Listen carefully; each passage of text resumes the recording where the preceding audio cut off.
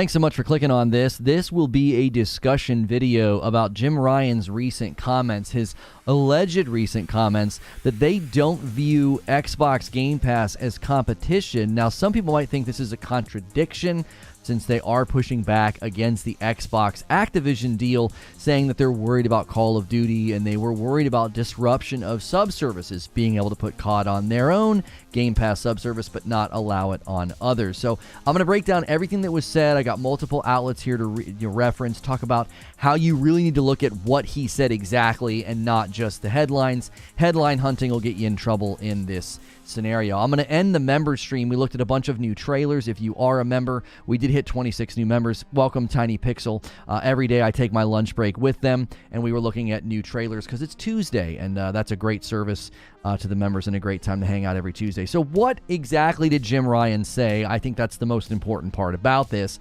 How does this square with keeping COD off of Game Pass and being worried about the Xbox Activision deal? And is Jim Ryan contradicting himself? We're going to be kind of walking through that because I do think if you just look at the headlines, he looks like he's contradicting himself. He kind of looks maybe a little bit like a hypocrite, like, well, you're saying one thing when you actually view Xbox Game Pass in another way. So InsiderGaming.com had this report and said, it's been claimed by Insider Gaming sources that Jim Ryan, CEO of Sony Interactive Entertainment, has implied that the company does not view Xbox Game Pass as competition, despite the company expressing concerns about Microsoft's proposed acquisition of Activision Blizzard. Now, keep in mind, it says here that he has implied, right? He said things that have implied they don't view it as competition. He didn't exactly use those words like, oh, they're not competition. So what exactly was said? Again, that's the most important part. One source who wishes to remain anonymous has said that Jim Ryan was doing an employee Q&A. So he was meeting with the Q&A, the employees doing a question and answer session earlier in the month, earlier in December of 2022, and they were talking about market competition.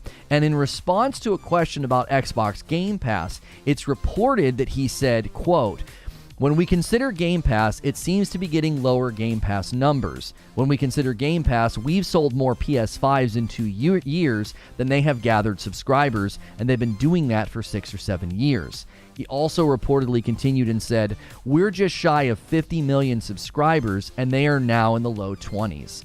But there's more work to do to grow that number." So I feel like the second part is really important when you're considering the bigger picture here, because I know what's going to happen. People are going to see these headlines and say, see, they're liars. They don't even view Game Pass as competition, and they just want to stop Microsoft from getting Activision Blizzard. They're just trying to get in the way of this deal, and they don't even view them as a competition. So it is surprising in light of recent events if you just look at the surface. Like Insider Gaming said that, Ryan's reported comments are somewhat surprising when the company is currently battling Microsoft's proposed acquisition of Activision Blizzard, which Sony argues is bad for competition, the gaming industry, and gamers themselves. Here's the thing. You have to look at the actual statements made in their context. When they've expressed concerns about Call of Duty and the market and this acquisition, they've talked about how disruptive it would be to the fact that, they sell 48% of the Call of Duty sales. That's a massive revenue disruption. Their consumers count on being able to buy it. They've also talked about subservice model disruption. Well, if Microsoft puts Call of Duty on Game Pass and doesn't let anybody else do that, that is a subservice disruption. I actually don't think Sony has any interest in putting Call of Duty on their subservice day and date, but they might want to further down the line. It's just a great way of making your subservice look good. So when you look at those criticisms in context, they're not saying Microsoft's Game Pass is this massive competitive edge and you can't let them have Call of Duty. They're basically saying when you have Call of Duty leveraged in the right ways, it could be very bad for the market. So currently, apart from the acquisition, Game Pass is not really competing with PS Plus, and it's not really competing with Sony market saturation.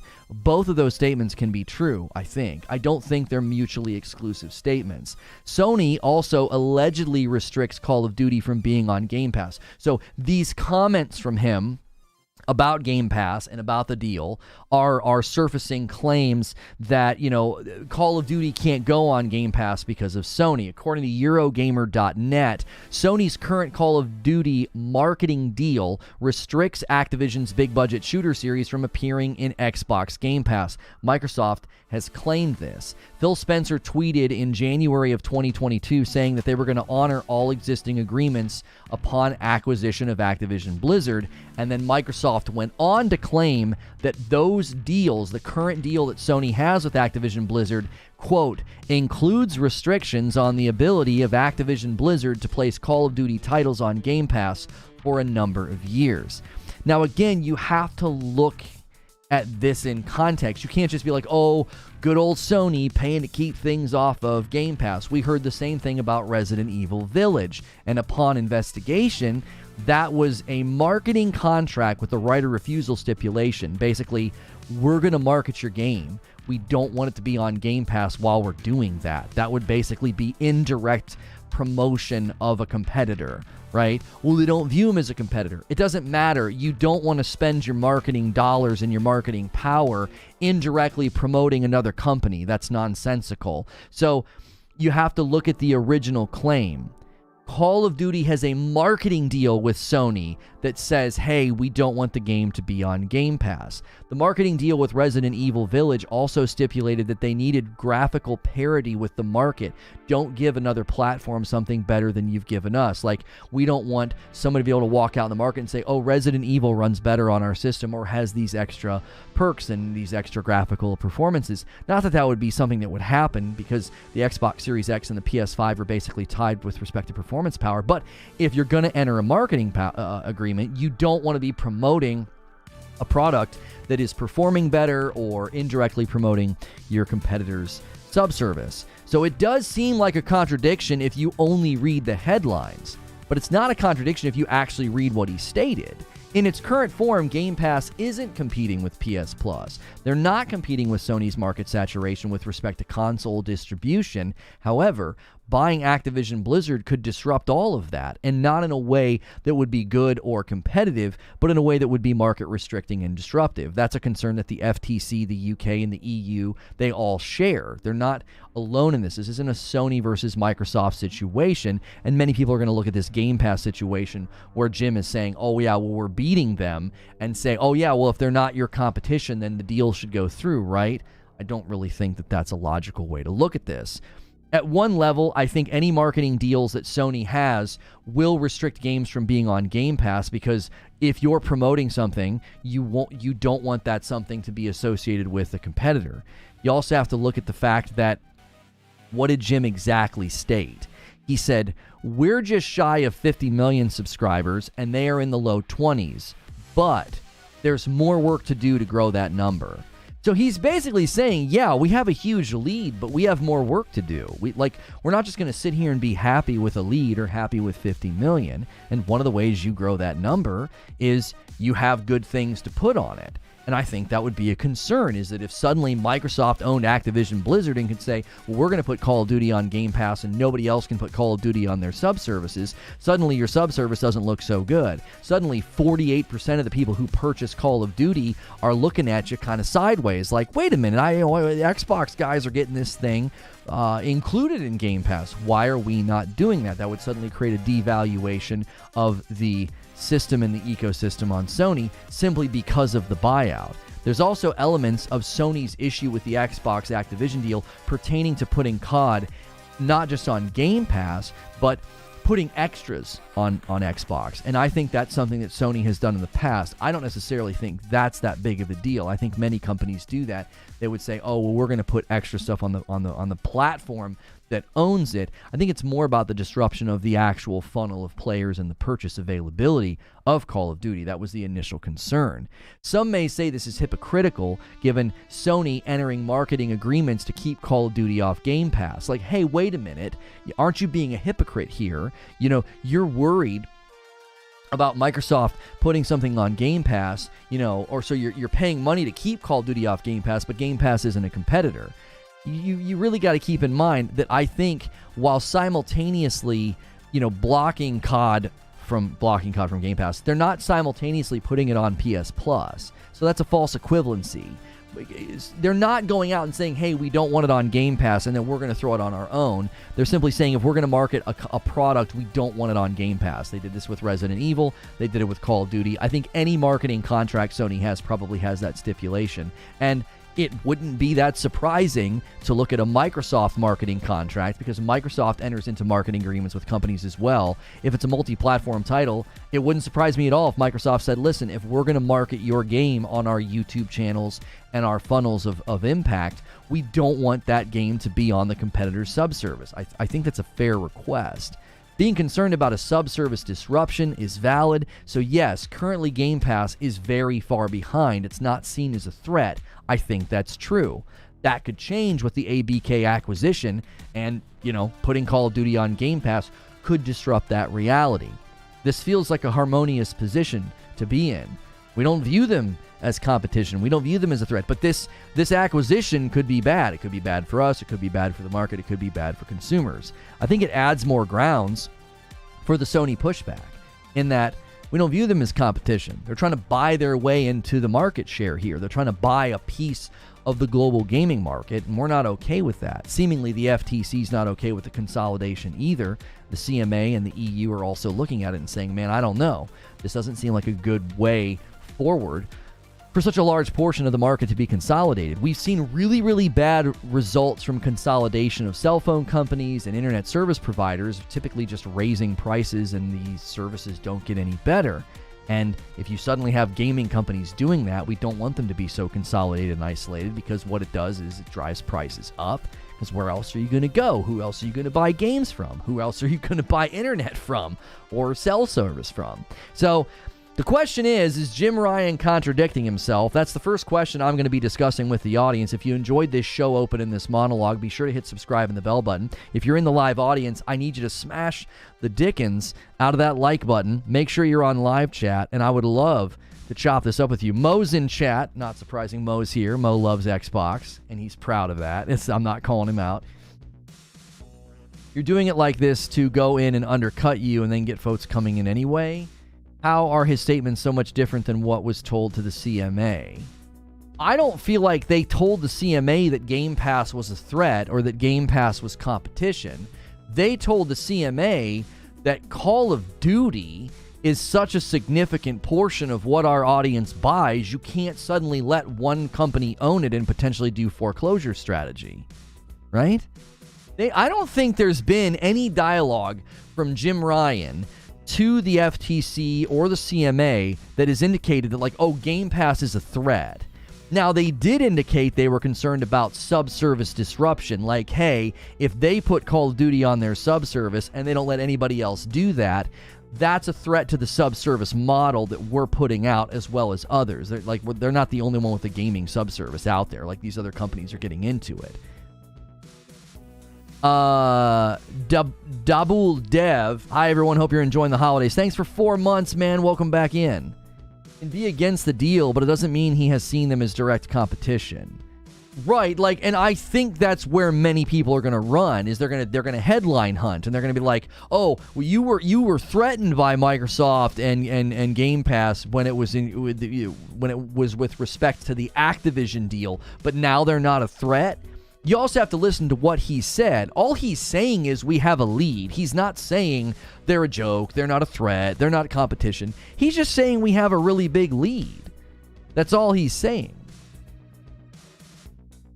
Game Pass is significantly leading PS Plus. Xbox is highly successful gaming system. Game Pass is the dominant subscription service. Xbox is the leader in cloud. That's true. They pay for their cloud services. There is no rival to Game Pass. It will take us years to make a Game Pass rival. So he said all those things to the CMA. He said that Game Pass is significantly leading PS Plus, because he's acting like they have way more subscribers. He's saying that they have, 50 million? We're just shy of 50 million subscribers, and they're in the low 20s. If those are direct quotes in the context of the CMA and in the context of the FTC and in the context of what was the other one? The EU? I'm reading an alleged statement by Sony that Game Pass is far ahead of PS Plus. All right, hang on. We got a direct quote here from Barrier. Game Pass leads PlayStation Plus significantly. Microsoft already had substantial lead in multi-game subscription services. Game Pass has 29 million subscribers to Xbox Game Console and Xbox Game Pass Ultimate, and is expected to grow substantially in the future. The multi-game subscriber tiers of PlayStation Plus considerably lag, with fewer than blank the number of subscribers. So they've redacted the number that he put there. I think people are running with this. When did he make those statements? Was that before Microsoft revealed that they had plateaued with Game Pass? Because if he's saying these things in December, he's saying that, quote, they only have 20 million. Oh, no, I'm sorry. He says we're shy of 50 million subscribers and they're in the low 20s. This could be because Microsoft basically came out and said we plateaued. Game Pass is plateaued. We're at 25 million, and we see it being 15% of the gaming revenue of the Xbox gaming division. So when he made those statements about Game Pass leading, at the time, maybe it truly looked like they were, because Microsoft wasn't revealing their numbers. Early in the year, they said they were at 24, 25 million, and they were seeing significant growth. So he's saying 29 million. That might have been based off of projections that some of the companies we were reading. Earlier this year, I was saying the same thing. I was saying Game Pass is on a rise. Game Pass is central to Xbox's strategy. Now Microsoft is saying completely different things. No, we've basically completely plateaued on console. We see growth potential for PC Game Pass Ultimate, but we've basically got all of the Game Pass subscribers we're going to get on console, and it's only 15%. So maybe he's saying what he's saying privately because it's like, well, yeah, we got to look under the hood. They're not a competition, or they're not leading. They're behind us.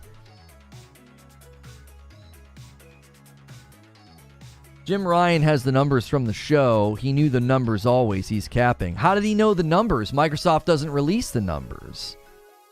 We've been trying to get Game Pass numbers all year. And in the numbers, I'm seeing articles that Sony is losing subs, not gaining. Well, yes, and that's what he's saying. Like, he's saying PlayStation Plus is considerably lagging with fewer than X number of subscribers or whatever. And then in this quote, he said, we're shy of 50 million subscribers. They're in the low 20s, but there's more work to do to grow that number. So he's not even saying they're not a competition. He's just saying we're ahead, but we've got more work to do. Nothing in these quotes gives me the indication that he's like, oh yeah, they're not a competition at all. They suck. He's like, we have a lead, but we need to keep trying to grow this number. He didn't say, oh, we're in the lead. They're terrible. We don't have to worry about them. The first alleged quote was, when we consider Game Pass, it seems to be getting lower Game Pass numbers. Do you see? It's as if he's talking about, we just learned this. It seems to be getting lower. He said in that quote that Barrier put in the Discord that they're leading. They got 29 million. Well, then we get a look behind the curtain, and it's like, well, no, it's like 25 million, and Microsoft starts telling the regulators, we've pretty much plateaued on console, and we only envision Game Pass being 15% of our gaming revenue. So he's saying right here, it seems to be getting lower. When we consider Game Pass, we've sold more PS5s in 2 years than they've gathered subscribers, and they've been doing it for 6 or 7 years. Do you think that maybe Microsoft's public narrative about Game Pass had everybody convinced that it was much more successful than it was? Because we certainly thought that here. We thought they were having big strides, big gains. It was the central piece of Microsoft's strategy. And then late this year, all of a sudden, we start hearing things like, oh, it'll make up about 15% of our Gaming Pass annual revenue. And yeah, we pretty much plateaued on console already. So I don't feel like he's contradicting himself. He's like, listen, he goes to the regulators and said they're the leader. They're on their way to 29 million subscribers. And we're not going to rival them. And what's Microsoft say? Microsoft's response is, actually, we have 25 million subscribers, and we basically plateaued on console, and we only see Game Pass making up about 15% of our revenue long term. So he sits in a meeting in December, and he says, when we consider Game Pass, it seems to be getting lower. It doesn't seem to be what everybody thought it was. I don't feel like he's contradicting himself. You have to look at this in the timeline of how this developed. A lot of his criticisms and a lot of his concerns were voiced, early this year, first half of 2022? Was he saying these things last week?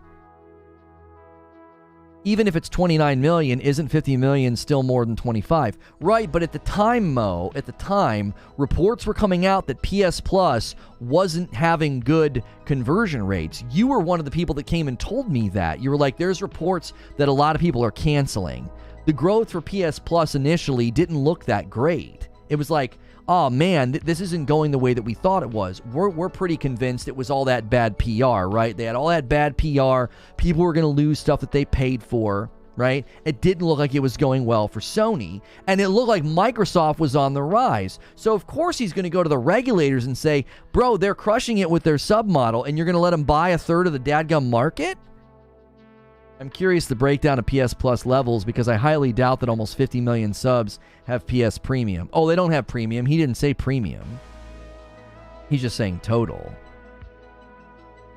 Sony claims Xbox Game Pass hit 29 million subscribers. Yes. So this claim about 29 million subscribers was made in... When did he make this claim?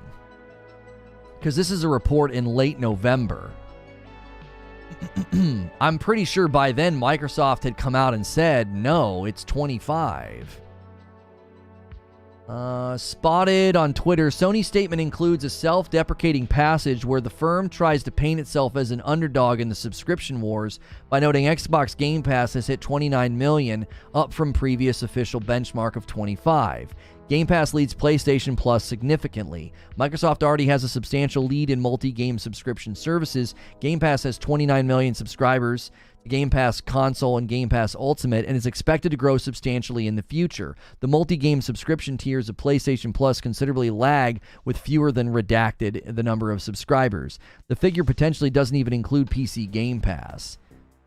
When did Microsoft come out and say that they had 25 million and they had already hit saturation on console? When did Microsoft come out and say that? The CMA thing was always BS statement to me. PS Plus is losing subs. It's hard to know what Game Pass is doing because they're not super forthcoming. That's what I mean. Game Pass doesn't release numbers. The only reason we have any commentary about Game Pass is because of statements made by Microsoft to the regulators. That's the only reason we even have an approximation of where they are right now. Also, the way you read all that about Sony at the beginning of the convo was way too charitable and benefit of the doubt on the Sony side. I don't agree with you at all, and I frankly don't give a frick on what you think about how I framed things. I literally just talked about what has happened. I wasn't being charitable. These are alleged statements that he said, when we consider Game Pass, we have two sentences. When we consider Game Pass, it seems to be getting lower numbers. When we consider Game Pass, we've sold more PS5s. All I talked about was console distribution and the fact that they have more subscribers. Keep in mind, the only reason that we know PlayStation has more subscribers than Xbox Game Pass is because Microsoft finally made statements to the regulators about it like a short time ago. They said that we got like 25 million. Don't come in here and frickin' tell me I'm being too charitable. I literally just read through what they stated and talked about how there's a big difference between viewing someone as a threat and viewing them as a potential threat after an acquisition. Both those things can be true. You can look at Microsoft and say, we're ahead of them in the subscription model. Also, by the way, I included in my show open that Sony's admitting in these alleged quotes that they still need to increase their subscriber base. He's not shrugging at Microsoft like there's some joke on the playground. He's saying we're not done. We need to do way more. You were ascribing the reason Sony made their business choice and why they blocked games from Game Pass. Like, it was only because they helped with marketing and generally asked for them to please not put it on Game Pass. See, now you're putting words in my mouth. I never said that they generously asked them to not please put it on Game Pass. You're being hyperbolic and misrepresentative of my content, which is not surprising when you say that I was too charitable, which is not a representation of my show open, and now you put words in my mouth, which is also dishonest, which is a quick way to get walked out of here. That is not what I stated. We investigated the claims that Sony pays money to keep games off of Game Pass, and it's a false claim. Sony does not go to a game provider and say, here's money, don't go on Game Pass. They enter into a marketing contract, and it stands to sensible, non-brain dead reason that if you're going to enter into a marketing contract with a company, you don't want their game on Game Pass. It was literally the Resident Evil Village contract was combed over. It was a right of refusal. It wasn't a, here's extra money, don't put it on Game Pass. So no, I'm not being charitable, and I'm not misrepresenting those contracts. Those contracts were not about Game Pass.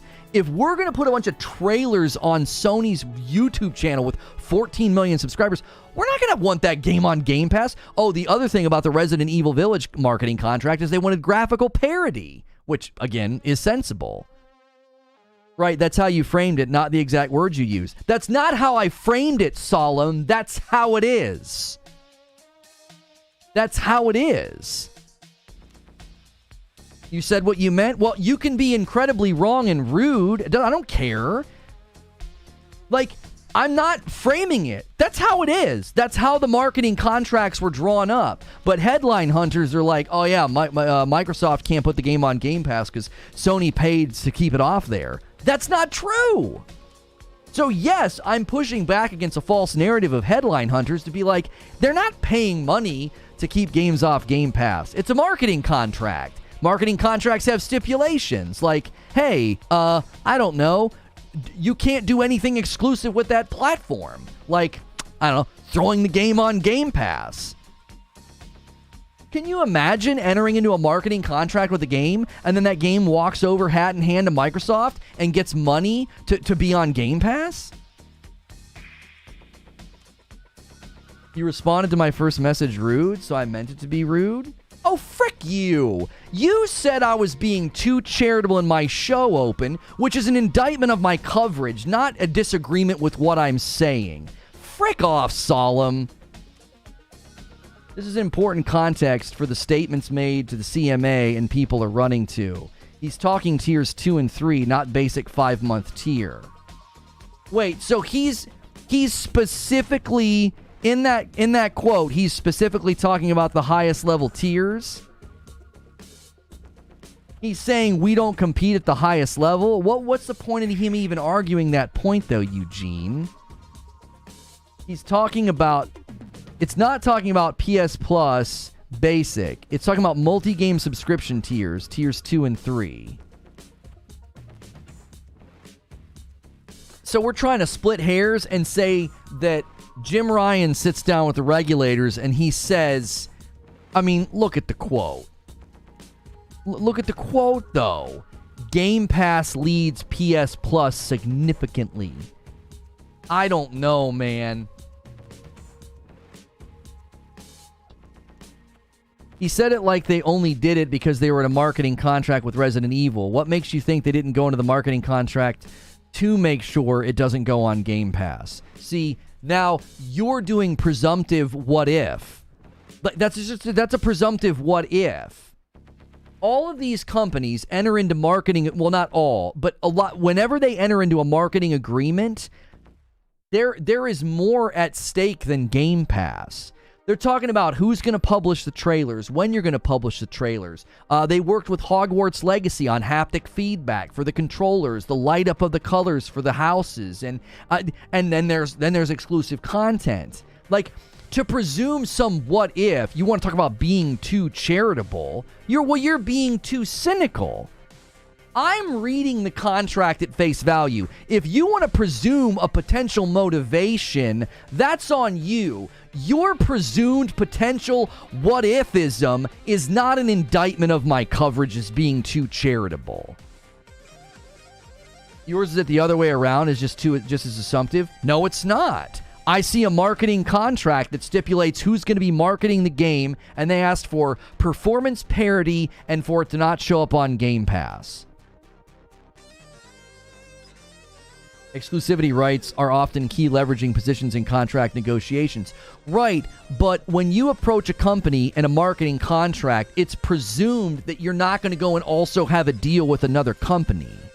So there's nothing in the contracts. When we looked at it and we investigated the Resident Evil claims, there was nothing in the contracts that indicated, well, this was all about Game Pass. They just didn't want Resident Evil on Game Pass. There was nothing that pointed to that. You'd have to have evidence. See, you have to understand something about burden of proof, Solemn. If you're going to claim intent, then substantiate it with proof, not what-if-isms. Well, what if they did it? We don't know. Substantiate intent with evidence. Do you have any evidence that Sony entered into a contract for Resident Evil Village to do marketing because they didn't want it on Game Pass? Like, you need to substantiate that. I'm not assuming that they didn't do it for that sole reason. I'm looking at the multi-layered reasons of a marketing contract. You have a big name title associated with your brand. That's really valuable. You think they went to Hogwarts Legacy and entered into a contract with WB because they just really didn't want it on Game Pass? No, they want the Sony brand associated with Harry Potter. It's a massive brand. There's multiple layers to a marketing contract, so I'm not presuming like goodwill from Sony or being charitable. I didn't see any evidence of, oh yeah, they initiated this contract because of Game Pass.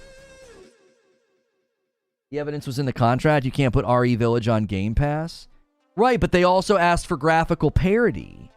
That's garden variety marketing. If we're gonna market your product, it can't run better elsewhere. That would make us look like idiots. It can't be on the competitor's subscription service. That would be us indirectly promoting our competitor.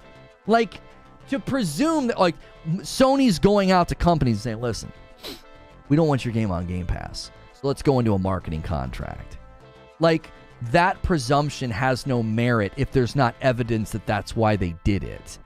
These marketing contracts have multiple layers of benefits to Sony. You think they're spending all that money just to take a chunk out of Game Pass? The contract didn't say it couldn't be on the subservice. Yeah, that's the other finer point of the contract. It was a right of refusal. They wanted first dibs if it was going to go to a subservice. It wasn't, you can't put that on Game Pass. That's another piece of this. That's another piece of this that gets misrepresented. They didn't say, absolutely not, can't be on Game Pass. It was right of refusal. It was even phrased differently. It wasn't phrased in like a restrictive, you can't do that sort of way. We went and looked at it.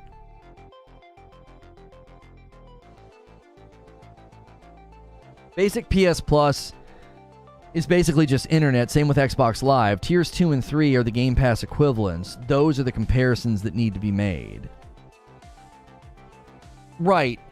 His statements privately don't feel like a contradiction because they seem to be based on new information.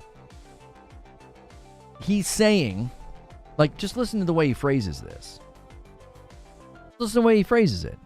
When we consider Game Pass, it seems to be getting lower Game Pass numbers.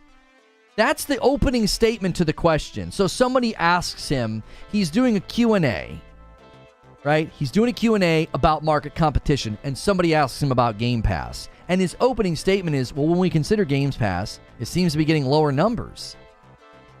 They probably thought the same thing I thought. I think we all thought Game Pass was killing it because Microsoft gave everybody the impression that it was. Right of refusal, you have to offer it to us as well. Right, that was the whole point of the contract. But again, headline hunters out here saying Sony enters into marketing contracts to keep games off Game Pass. Nope, Not true. Talk about being too charitable. You're being too charitable to the people that run these stupid headlines. Like, you think that's what the contract stated, and you're running with that narrative in my chat, telling me that I was too charitable in my show open. Get the frick out of here. That's not even what the contract stipulated. It was, we want right of refusal. If you're going to do it over there, and you got to do it with us. And guess what? Doesn't end up on Game Pass.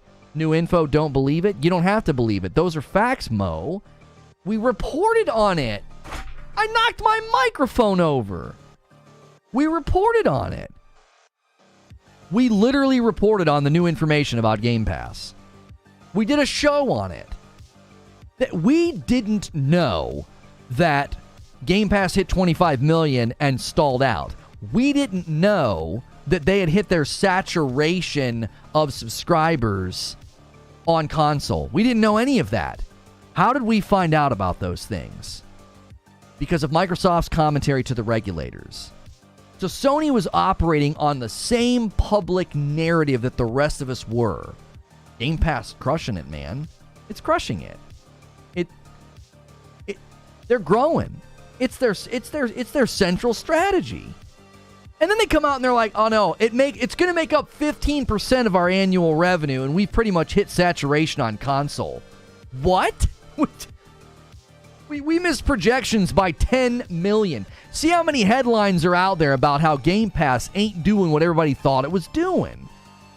They expected at this point to be at 35 million. And I think Jim Ryan thought the same thing when he made his comments and said they're at 29 million, they're set to grow. And he's watching PS Plus numbers not do so hot. He literally says in these alleged quotes, he says, we're just shy of 50. So they're under 50. They're under 50 million. He says they're in the low 20s. There's more work to do to grow the number. So he's acknowledging the fact that the numbers for Game Pass are lower than they thought. But it doesn't matter. He's like, we still need to grow our own number. So even the headlines that are saying Jim Ryan doesn't view Game Pass as competition, those headlines are not accurate. I signed my son up for Game Pass yesterday for $1 for the month. I was looking for all the games and thinking, holy crap, this is a ton of games. Yeah, it's a lot of games. A lot of indie games right now. And older games. If you're okay with playing older AAA games, they're there. It's a wealth of games. It's a great value.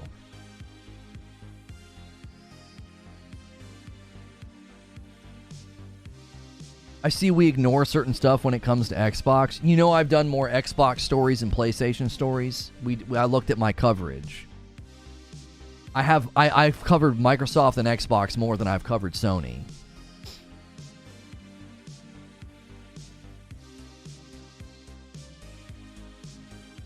They expected Starfield and Redfall to drop this year when they said that. Right. I mean, they expected to have probably a big influx of Game Pass growth this year, because if you had Starfield and Redfall landing, especially around the holidays, you'd have a ton of people signing up for Xbox Game Pass. Oh, the Series S can't run half games on Game Pass. That's right. Xbox stories are usually bad stories, though. I can't freaking help it that they want to buy a huge chunk of the market, and they're trying to claim they're the plucky underdog, and that they're making assurances they're not going to cause disruption or go exclusive. Like, we don't have financial reasons to do that. They said the same dadgum thing about ZeniMax, and then they turned around and did it anyway. You ain't licking Phil's boot. I'm not licking anybody's boot. I was ready to be like, yo, Jim Ryan is playing the public like a fiddle. I was ready. I said I did a story last night. I don't know if you guys ever see these stories on your mobile. I did a story last night, and I was like, it looks like Jim Ryan's contradicting himself. Because on the surface level, that's what I was ready to run with. I was like, this guy's out here contradicting himself. Like, oh yeah, you can't let Game Pass is so crazy good. No. He hasn't even privately stated that Game Pass is like a joke or bad. He's saying, it seems. Listen how bombastic this statement is. It seems to be getting lower numbers. That's factual. Look at the recent commentary from Microsoft. It seems that Game Pass is getting lower numbers. They're missing projections. They're saying things like, we feel like we've pretty much gotten everybody on Game Pass that's going to do it on console. That doesn't sound like what the first of the year sounded like. We were all talking earlier this year.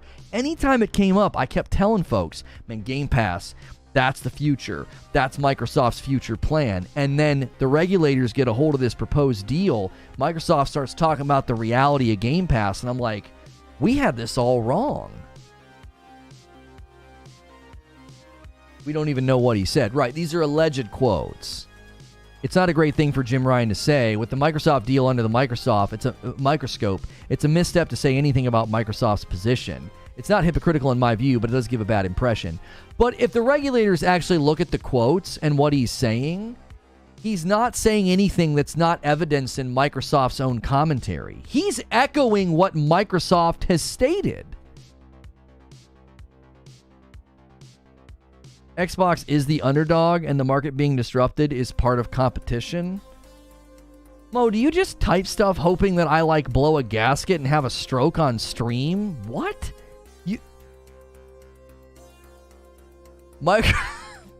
Xbox is the underdog. Yeah, owned by the third largest company in the world. What a poor underdog. And the market being disrupted is part of competition? According to what economics course in history is that true? Like, market disruption can happen organically. Buying your way to market disruption is antithetical to competition. That's the opposite of competition. It is the antithesis of it. You can disrupt the market. It happened with iPods. You know, you can have a market disruptive piece of technology. It happens. That's competition. That's blowing up. That's going viral, right? Ninja was a market disruptive streamer. He disrupted the ecosystem of streaming in a good way, right? Buying your way to the top is not that. What if somebody did that? Somebody paid for primo placement and channel growth and viewership on any of these platforms. Well, market disruption is competition. But that's not what that is. That's those backroom deals. That's cloak and dagger. That's, in some cases, stuff like that's considered illegal. Hilly.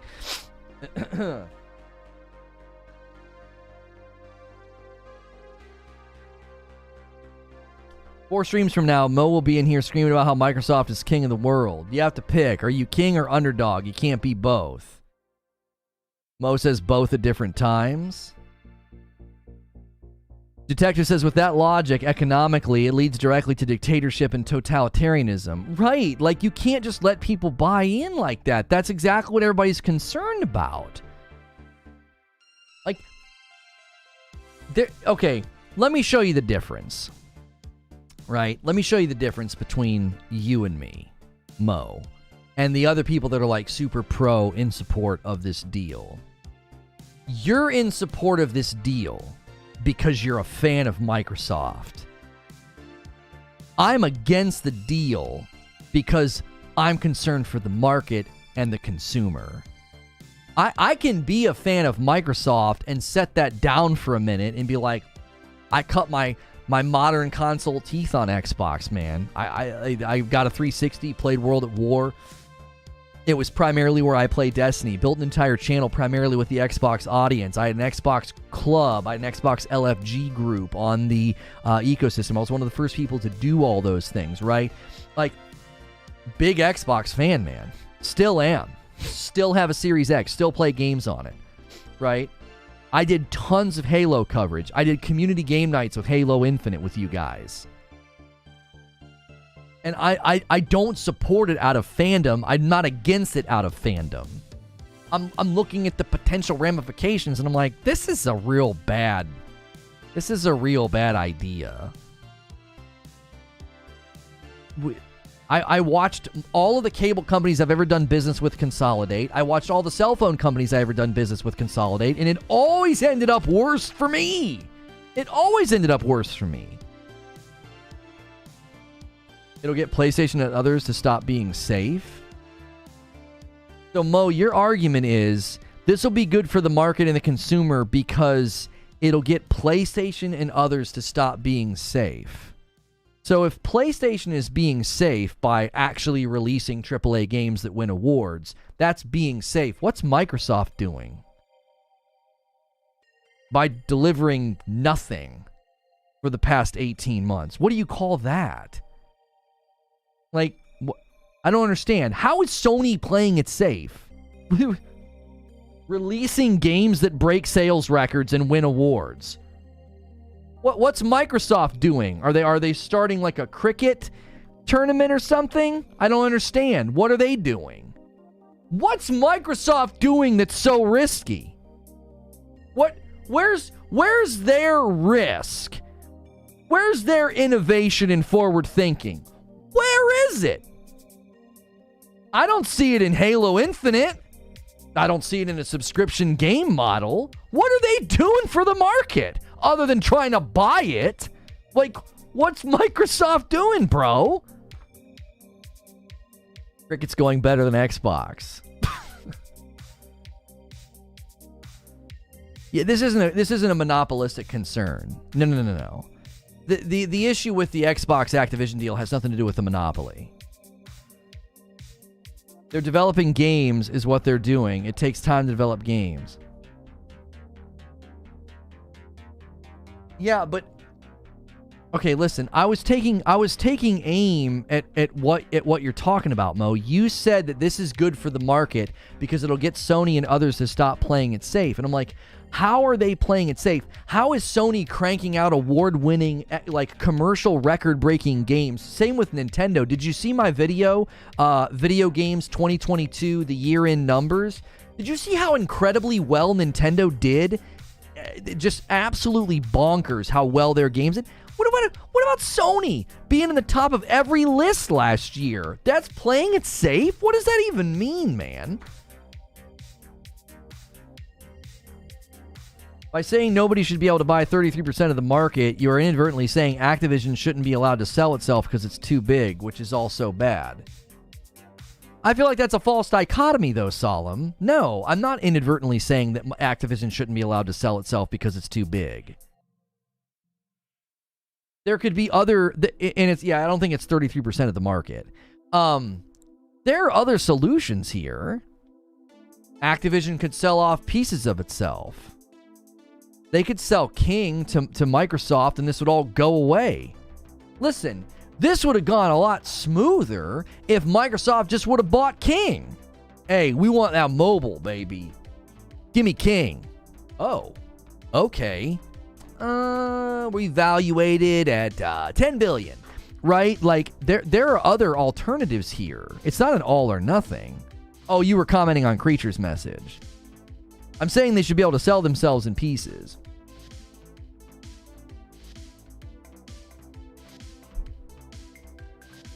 UK always is talking about market disruption. Monopoly situation is rare, but people abusing markets is more common, and that's what CMA worked to stop.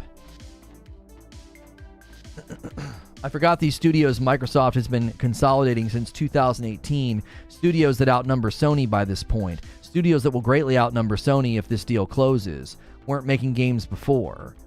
They were bought. Right. Like, listen, I have said time and time again that I think Microsoft has a sleeping giant approach here. They could emerge and be massive. Obviously, if the deal goes through, they'll be massive overnight. They have a lot of devs. And I'm willing to say, okay, 2023 could be the turn of a new page. It could be the turn of a new page.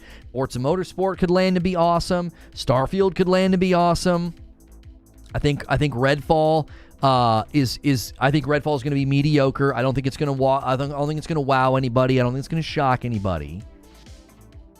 Next year, part of the reason I think they shoved everything to 2023 is they wanted to be very clear that it's just going to be a very different year.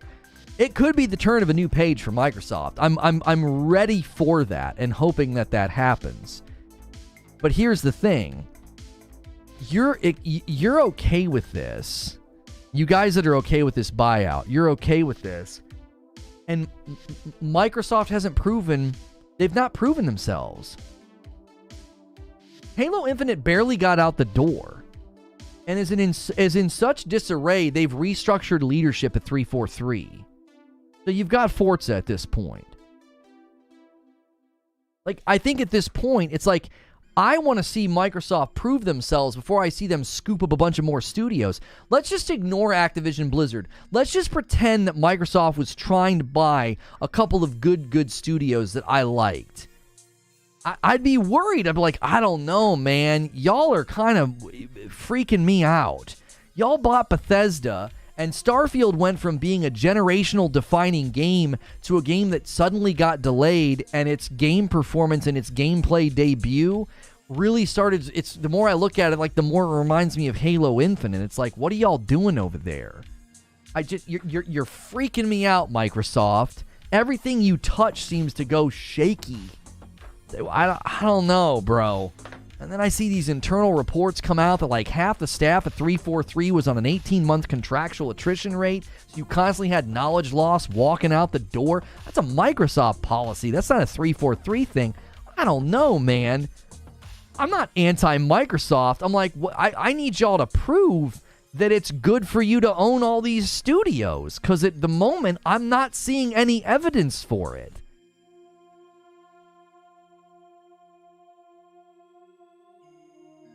Halo Infinite was still one of the most played games last year. Fantastic campaign and story. You can't, Viceroy, you can't use Halo as a champion story from Microsoft. You know that's a bad idea.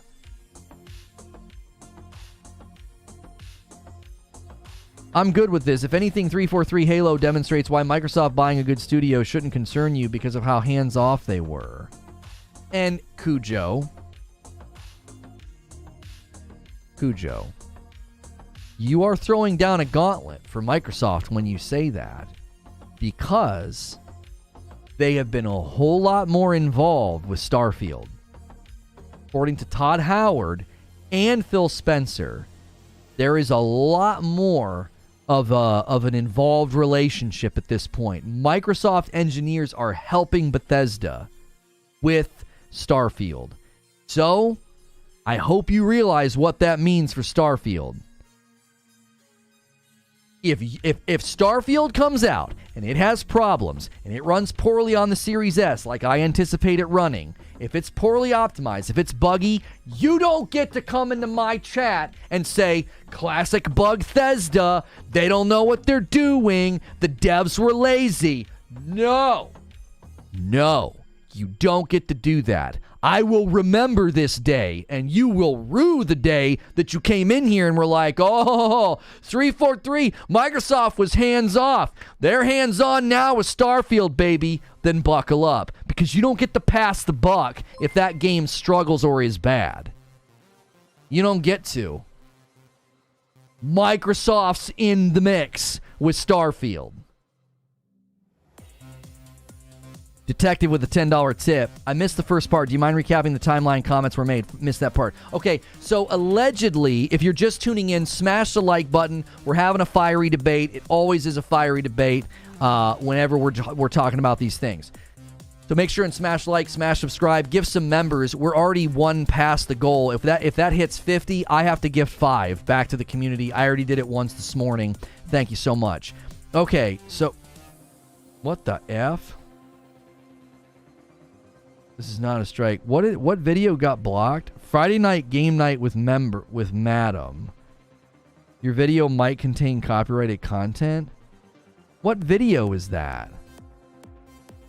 Sorry, I just got an email. It's not like anything worrying. It's just another one of those stupid claims. Okay. So apparently Jim Ryan was doing a Q&A with employees early December, and he was talking about market competition, and someone brought up it must be an old video. I can't even see it. Someone brought up, yeah, it's an old video. I'll just mute it. No, they're claiming that I aired something from USA Network. This is a freaking bogus claim. Whatever. It's easier to trim it out than to fight it. So he gets asked about Game Pass, okay? In a response to a question about Game Pass, Jim Ryan said two things. These are alleged statements. Keep that same energy, Lono, too. If it's a Game of the Year contender, I'll remember this too. Mike, you know how good it'll be for me if the game is good? Do you know who I am? A space RPG? Bro, if Starfield is good, I will be so happy. I don't want another game that I have to toss over my shoulder and do nothing with. I'm tired of doing that. I don't want to do that. You want me to shred Starfield for a week and then walk away? I don't want to do that. Dude, I want to be Captain Kirk.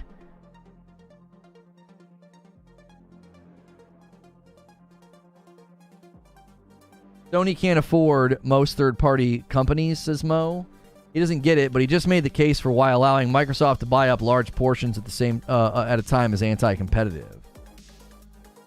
They are kind of built on buying third-party devs. All right. Let me give my recap. If you're just tuning in, let me give my recap. Yeah, we had a little bit of a blip there, frame blip, whenever I opened up YouTube. All right, here's the thing. Jim Ryan answers this question about Xbox Game Pass. He's doing a Q&A early December with his staff. These are alleged quotations. He said, "When we consider Game Pass, it seems to be getting lower Game Pass numbers. When we consider Game Pass, we've sold more PS5s in 2 years than they have gathered subscribers, and they've been doing that for 6 or 7 years." He reportedly continued and said, "We're just shy of 50 million subscribers, and they're in the low 20s, but there's more work to do to grow that number." So he's saying two things. Number one, he says they seem to be getting lower Game Pass numbers. I think he's saying that because Microsoft's commentary to the regulators was kind of surprising. It was like, yeah, we're at about 25 million. Yeah, we're at about 25 million Game Pass subscribers, and we feel like we've pretty much plateaued on console. And we envision Game Pass being about 15% of our gaming revenue every year.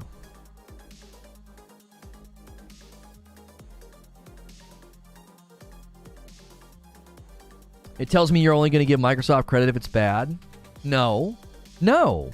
In my recent coverage of Starfield, I literally said, this could be the difference. This could be the difference between what happened with Halo. Starfield could be the difference maker. Microsoft's finally getting involved and is like, listen, we tried the hands-off approach. It didn't frickin' work.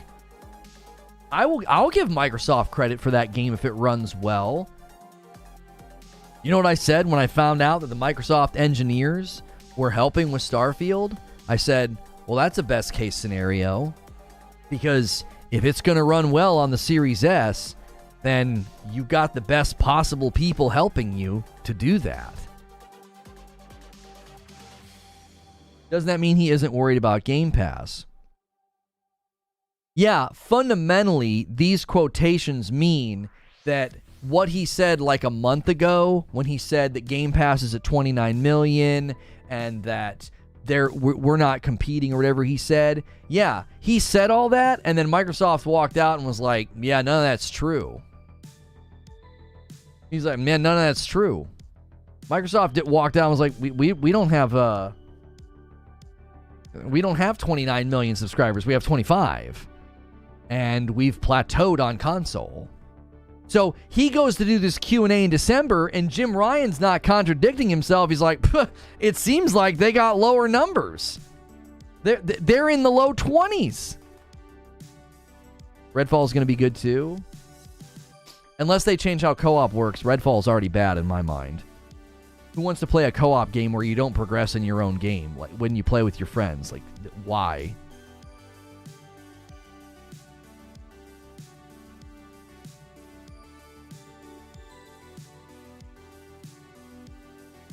So that makes it okay. Switch Pro was 100% real but got canceled, it seems. Looks like everyone has to wait for a Switch successor. Oh, they can't. they have it on good authority that it's been canceled. I think at one point, from what I understand, talking to different developers, is that there was some sort of mid-generation Switch update planned at one point, and that seems to be no longer happening. And thus it's pretty clear that whatever they do next is going to be the actual next-gen hardware. Oh, so we're not getting a mid-gen update.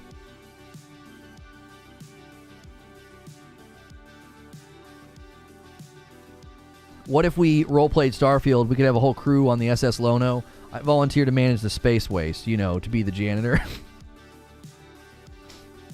Ladies and gentlemen, this is supposed to be a Sony fanboy, according to the hate comments. Yeah, I am 100% in Microsoft's corner. I am. I'm just not about consolidation. Like, being anti-consolidation has nothing to do with disliking Microsoft. What people say is one thing. We're not scared of Game Pass. Phil Spencer, cool. Can we put it on the Sony shop? Sony, no. I'm not sure what you're saying, Frostbite. Also, don't expect the Switch successor until post-2023. Oh, yeah, it is. I don't think it would happen next year. Because next year, they're going to use... They got their Breath of the Wild sequel coming out.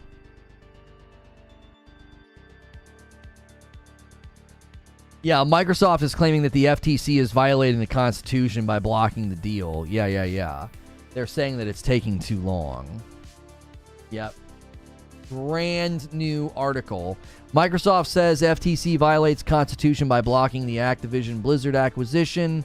Xbox wants to grow its presence in mobile gaming, and 3/4 of Activision's gamers and more than 1/3 of its revenue come from mobile offerings. The FTC does not appear to be concerned with this, and instead focuses on the fact that Microsoft will own one of the largest game franchises in the world, Call of Duty. The acquisition would place Microsoft in a position to make the series an Xbox exclusive, but the company has repeatedly reiterated that they have no plans to make this happen. In the most recent response to the FTC, Microsoft claims that its goal is actually to make the series more accessible. In addition to promises that the series would remain on PlayStation consoles, they committed to bringing the series to Nintendo consoles for the next 10 years, throwing any exclusivity out the window. The acquisition of a single game by third-place console manufacturer cannot upend a highly competitive industry, Microsoft response says. That is particularly so when the manufacturer has made clear it will not withhold the game. Currently, it's unclear whether or not the deal will go through, or if Microsoft claims of unconstitutional actions will have any effect on the FTC's deal to block it.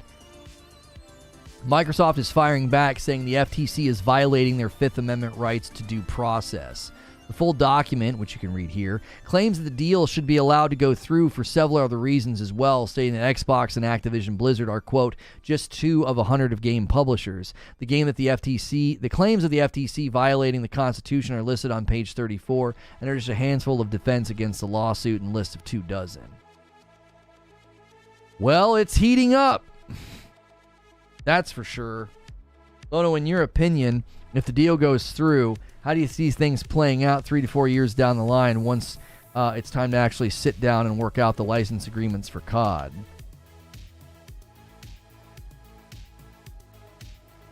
I mean, I would imagine that Microsoft. This has been my my prediction. Did you see Lena Khan's comments in response to this? No, I have not. Lena Khan already responded to that.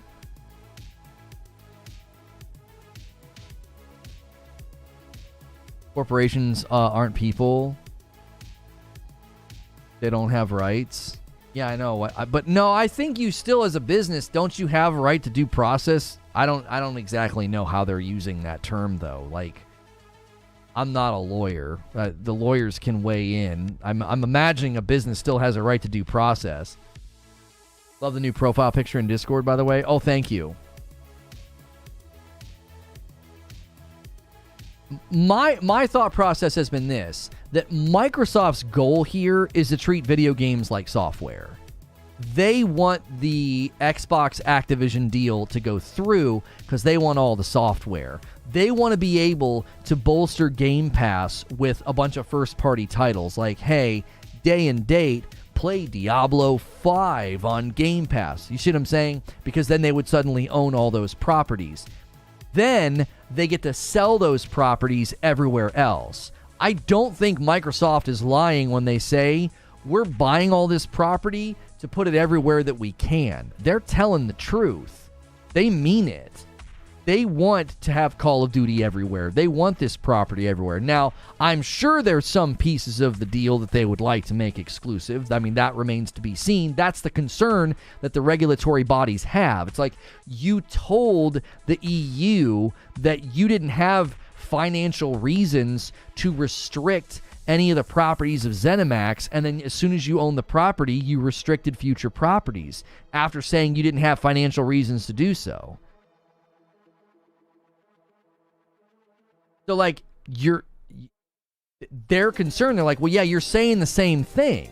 I believe Microsoft, because I think Microsoft's strategy is one of software. I think what they did with Bethesda, I don't think that's going to be a common strategy anymore, of like scooping up a dev and restricting, restricting where the content lands. I don't think that's going to be as common of a strategy. Hey, you just ordered some Frickmas, a bag of Frickmas to Alan. Looks like the Reforge Roast website is back up and running. Konami Digital Entertainment is saying things to pay attention to is the Tokyo Game Show. When is the Tokyo Game Show? Isn't it like late in the year, or do they do multiples? Who really cares about this acquisition, really? We'll play games no matter what. Who owns what? You should care. Oh, a Capcom Tokyo Game Show. You should care. Just because you're going to buy the games no matter what, don't you care about where they land and how much money they cost and the quality of the games? I'm calling it now. Starfield goes to PS5 like a year after launch. I said that. I just don't know. I don't know. I feel like Starfield ends up going to other platforms after a year, especially to PlayStation. But they're really packaging it as an exclusive. Lena Khan said that she is going to have the discussion of tech companies purchasing competition in the court of public opinion. She's prepared to go to court for this.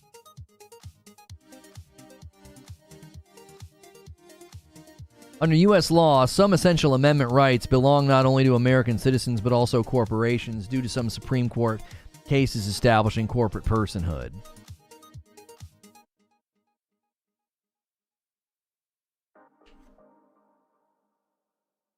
I could see Starfield landing on PS5 a couple years later. Yeah, I could see it happening. I don't know. I don't know. I wonder if it goes federal, how it will turn out instead of them going through themselves. Well, FTC is a federal body, so if it goes through federal, I don't know if that would change much. I mean, the question is not where it goes through. The question is, can Microsoft make a compelling argument? I think that's the question at this point. There's too many regulators involved now. Some people complaining about only having one internet provider, celebrating potential consolidation of 30-plus game devs in 4 years. Yeah, I only have one internet provider in my city, and that's a real bummer, and the prices are crummy, and the service is terrible. But sure, man, take 30-plus developers and put them under one umbrella overnight. Let's just let them do it. Right? Latest published content. Friday Night Game Night with Madam? Why is it claiming that's recently published? That's not recently published. That's old. YouTube's doing something. YouTube is doing something. YouTube background thinks that that's a recently published stream.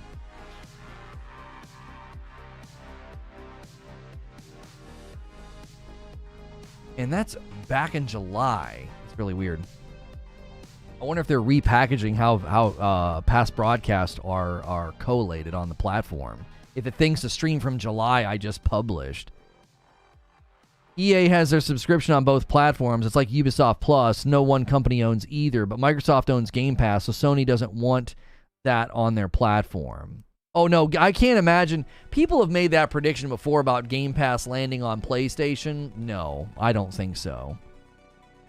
From what I've read, FTC is highly likely to lose its case. I mean, it depends on what you read, though. FTC is all about blocking tech consolidation, and they've been successful in their last 2 outings. In their last 2 outings to block tech consolidation, they've won. They're not big about it. I did notice some change in verbiage that I wanted to talk about today. Oh, on our phone call or about this deal? YouTube was glitching for me last week. They're up to something. Yeah, we're having a strong second stream, and and the metrics aren't even tabulating correctly. Could we get 50 more likes on this video? There's over 300 people here.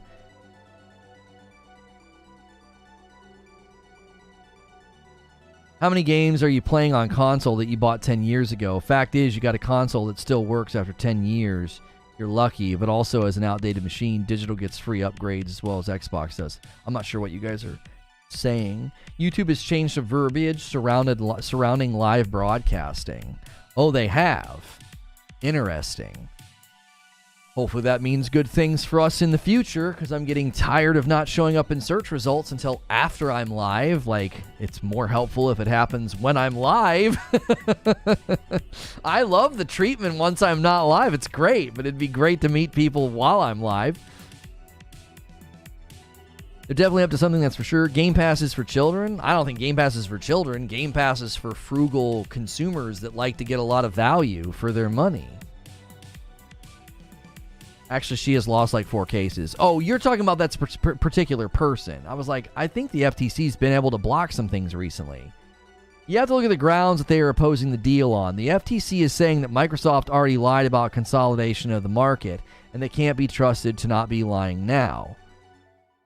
Well, they didn't say lie. They said they made assurances that they didn't have financial reasons to restrict property that they were purchasing, and then they turned around and did it. I'll be lurking more. No worries, M-Man June. I don't care if they don't get bought by anyone. I just don't want them to get bought by Sony because they are a very restrictive, uncooperative company. I don't think Sony has any interest in buying Activision Blizzard. I don't even know if they have the capital to do it. Sony's not poor, but they're certainly not able to throw $69 billion around. I don't think so. FTC only loses 0-4 with Activision Microsoft deal is on more to lose 0-5. What are you talking about? They literally just blocked the Facebook thing like a couple of months ago. And then there was the other thing that they blocked that you guys told me about. What do you mean all they do is lose?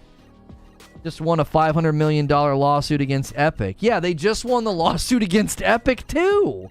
Epic's paying big dollars. They just won against Epic. They won against Facebook. There was one before that they won. What was the other one? It was, I'm going to see the name and I'm going to be mad at myself for forgetting it. What do you mean all they do is lose?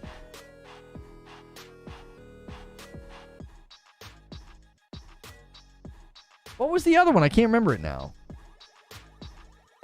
Curious if anyone knows of any company outside Sony that currently opposes the deal. I can't find anything about any other companies that are opposed. Nvidia expressed concern, so did Apple. That was for the predatory practices in Fortnite. Yeah, but saying all they do is lose is silly. They've won. FTC's successful challenges to stop U.S. chip supplier Nvidia proposed acquisition of a chip provider, so they shut down Nvidia. Yeah, there's another one. Yeah. They won against a Lockheed Martin merger. FTC just loses. Yep. Couple minutes here of research, and that claim's been falsified. Facebook wins first antitrust battle. Facebook lost a battle with the FTC. They were trying to acquire the that animated GIF platform, and the FTC struck it down, blocked it. They won against Lockheed Martin. They won against Nvidia. They won against Epic. Like, I'm not Mr. Pro FTC. I don't have an FTC shirt upstairs, and I don't go to FTC rallies like, yeah, pro FTC. But to say that all they do is lose, and this is going to be another loss in a streak of losses, is not representative of what's been happening.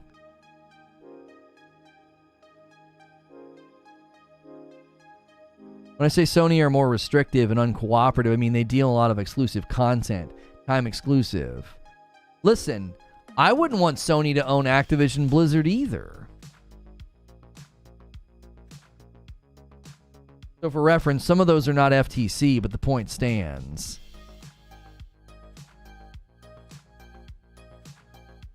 Yeah, I would not want Sony to own Activision Blizzard. I'd be against that too. I'd be against it if Amazon was trying to do it, or Apple. Companies with the deep enough pockets to buy Activision Blizzard, I'd be like, no, I don't want that. I've not seen a consolidation this size go in my favor as a consumer. It didn't help when the cable companies did it like 3 or 4 times in a row. Didn't help me when the cell phone companies did it like 3 or 4 times in a row. Oh, but this time will be different.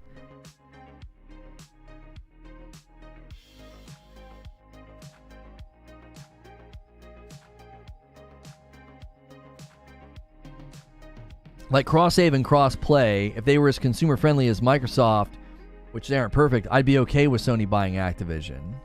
I don't want anybody buying them. I don't like the idea at all. ABK are for sale. This is not a hostile takeover.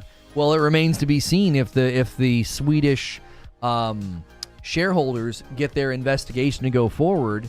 This could have been something that was privately engineered to distract from the bad press of Activision Blizzard, which will shut the whole thing down probably. They believe that this was a privately orchestrated thing. So they're suing. They're suing to have it investigated, basically. Did you guys broker this deal privately? So would Starfield being exclusive hold any bearing on whether the Activision deal happens? Could it be perceived as a bad precedent where they purchased a dev and the game was already in progress and then they turned around and made it exclusive? Could the counter-argument be, well, you decided to make that exclusive. Who's to say you won't do the same with COD? That's essentially what they said, Sven. The FTC quite literally said that. They said, look, we read the EU's conclusion after interacting with you when they overlooked the Bethesda purchase, the ZeniMax purchase, and you guys told them that you had financial reasons to not do it, and then you turned around and did it. So you're saying the same thing now. You don't have financial reasons to restrict COD. Well, I'll be honest. I believe Microsoft this time. They have plenty of reasons. They have plenty of reasons to keep Call of Duty everywhere. I believe them. But I think the logic holds. The logic holds. It's like, y'all said you'd handle it on a case-by-case basis. You said you didn't have financial reasons to restrict any of the property. And then as soon as you own the property, you're like, first order of business. It's all ours now. Elder Scrolls, future Fallout. The EU said that was a lie. The EU needs to read their own dadgum articles because it wasn't a lie. They read headlines because they're stupid. They re-clarified that, by the way. The FTC directly quoted the document, and the FTC replied to headlines. The headline hunting is getting everybody's heads chopped off here. The EU needs to read their own dadgum article because the FTC directly quoted it. They didn't say that Microsoft made promises, assurances, or they lied. No, they said, you made assurances you didn't have financial reasons to do this. That's in the EU document. That's in the EU's concluding statements. They need to read their own friggin' document before they shoot off tweets and public commentary on it.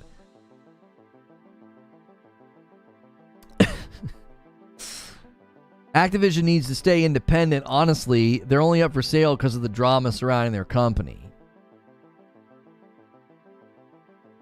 Yeah, they said case-by-case basis, but you have to read the EU's conclusions. The EU's conclusions are what the FTC directly quoted. The FTC directly quoted the document. They didn't just shoot from the hip and make something up. They literally quoted the document. We went and looked at it. The FTC was responding to, the EU was responding to headlines. Oh, Microsoft didn't make any assurances or promises to us. Not what the FTC said.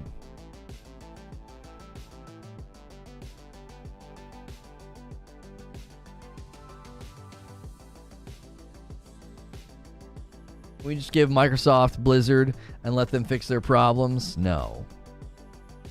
Yeah, the FTC quoted both Microsoft and the EU conclusions. They didn't publicly they're not just like making stuff up. Like, yeah. Microsoft made promises. Xbox consumer friendly. No company is. They think what goes in the wallet. They don't give an F what you think. Yeah, I mean, I will admit that there are things that Microsoft is in support of that benefits the consumer. I'll admit that. It's true. It's true. There are things that Microsoft does that benefits the consumer, but it also benefits them. Like, I said this before, don't kid yourself. There's no such thing as something that's like 100% pro-consumer. If they're doing something that on the surface looks pro-consumer, it is ultimately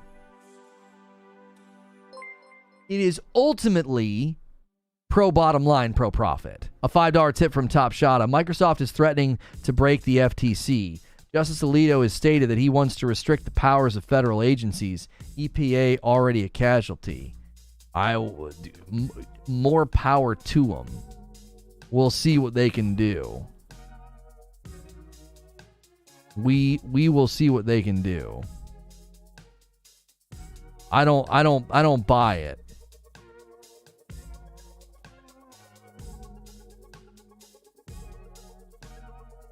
If the ABK deal happens, it's like the blind man being led by a blind dog. What do you mean by that? I don't think any other subscriptions are worth the value, really. Most people already have the games. They've played them already, and there's a game coming out you want, you're going to buy it. No, I think Game Pass is a great value. I still think Game Pass is a great value. It is.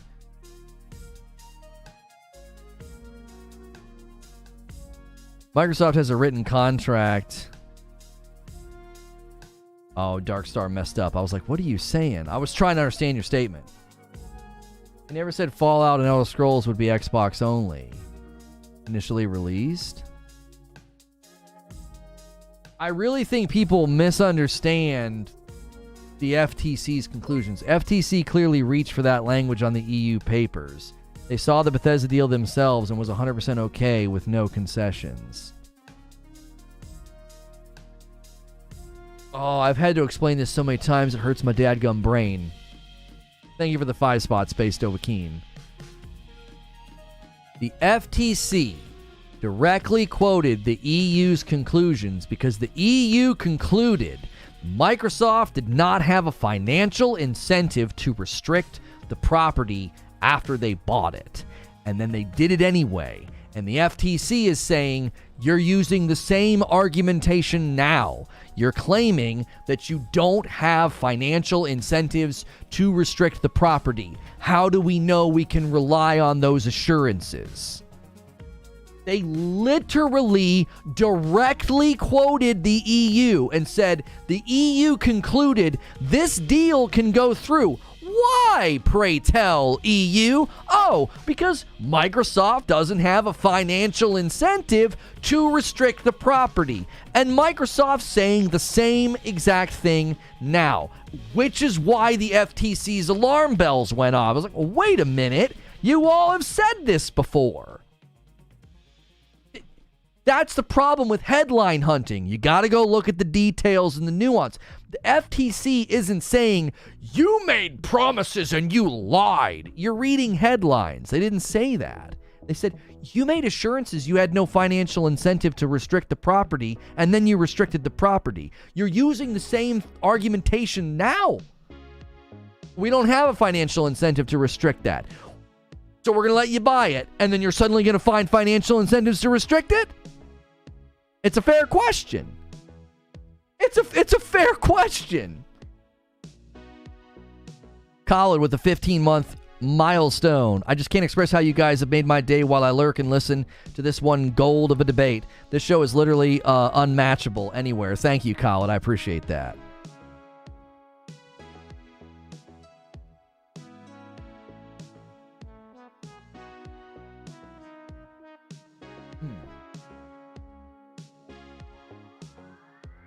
deal went 100% through with the FTC, why use the other commission's papers? Space, Dovahkiin. Oh my.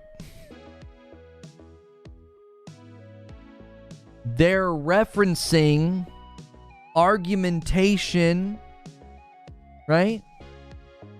They're referencing argumentation and saying, you said this to the EU. It played a significant role in the EU's conclusions to approve the deal. You are now once again making the same argumentation. That is so clear-cut logical to say, hey, y'all said this before. You don't think that warrants some inquiry? Yeah, that's fine. On a deal that they greenlighted.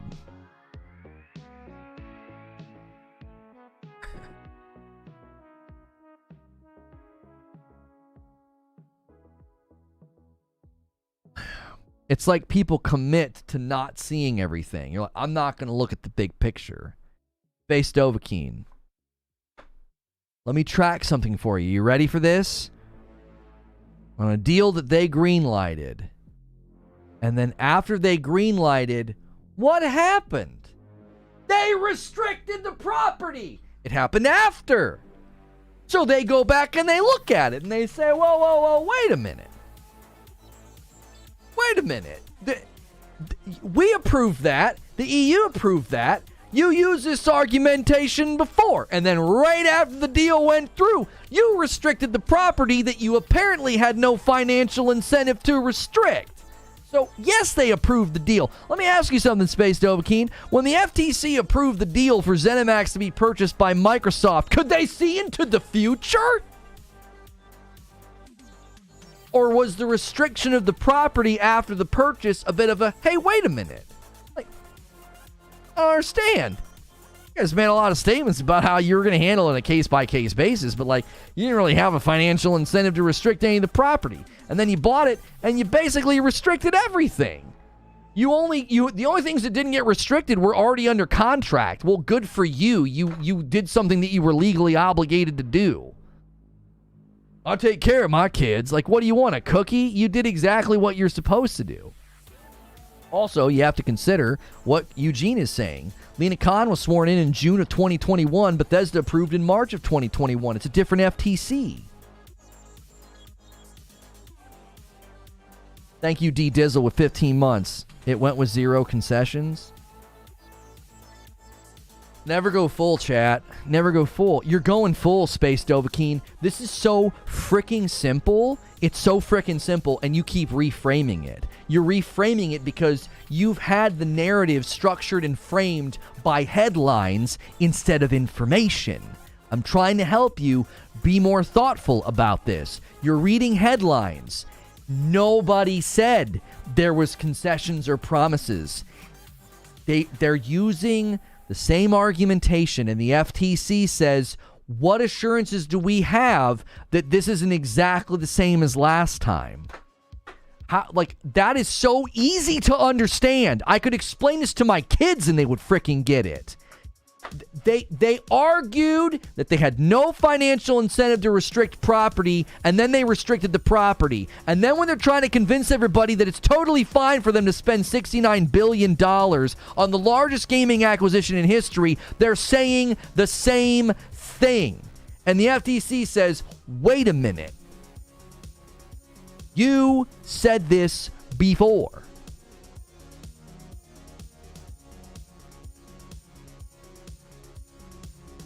They do not have to honor those contracts. Yes, they do. You're just stating things that are wrong, Mo. They have to honor those contracts. They're legally binding. If I go and I buy some restaurant and he has a contract with a local distributor, I can't just dissolve that contract. Do you want to know why? I bought the company and that contract's binding. I can't be like, nope, I went in the office and I tore up the paper. Nope, it's legally binding. I'd hear from that guy's lawyer post haste. You cannot just terminate a contract by buying a company. Do you have any idea how easily you could get out of contracts with legal loopholes? Real easy. It's this simple. All you do is create a shell company, and if you want out of a contract, do you know what you do? You have that shell company buy your company for $1. Yeah, sorry, man. I'm under new ownership now. Tear up the contract. You're legally bound. You can't just get out of it. So them maintaining and upholding contracts that were signed pre-purchase, you don't get a lick of credit for that. You're legally bound. The fact that they even walked out in the public and said that, well, we honored those contracts. You didn't honor anything. You didn't. You upheld a legally binding document because you didn't feel like going through the court systems to have those things dissolved, because you probably wouldn't have been able to without paying a lot of money to those companies. Do you really want to start writing checks to Sony to dissolve exclusivity contracts with them? You want to go through that litigation? No, you didn't honor anything. You were legally bound to uphold those contracts. You don't get credit for that. That's ridiculous.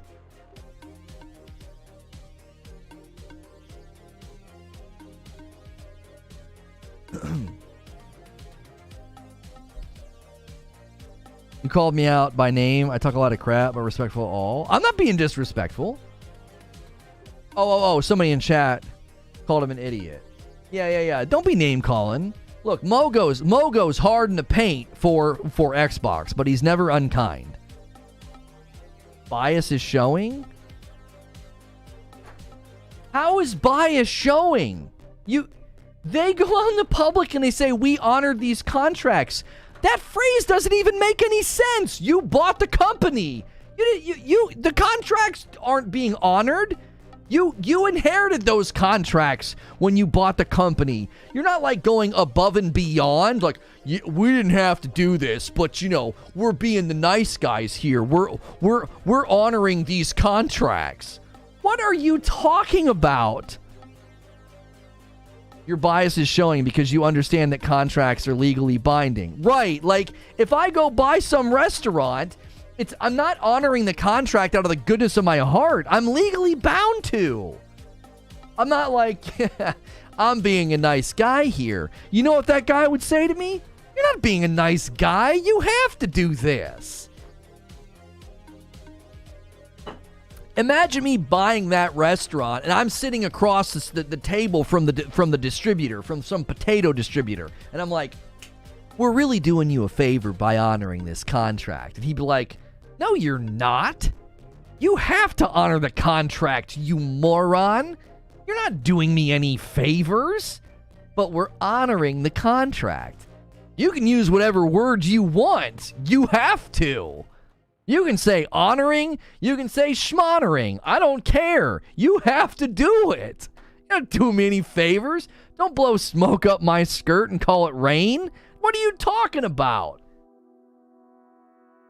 That's not a statement. I just made that up. I don't think anybody says that. Don't blow smoke up my skirt and call it rain. That doesn't make any sense. The point is,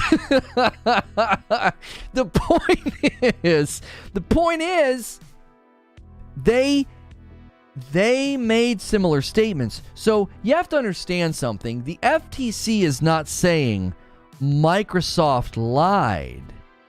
They're saying we've heard this before. We need to look into this more thoroughly. All the kids are saying it. Be a shame if your potato truck blew up in flames. Hey, I'm being a nice guy here. For the future skirt and rain stream. Thank you, Fat Steven Seagal, for the $2 tip.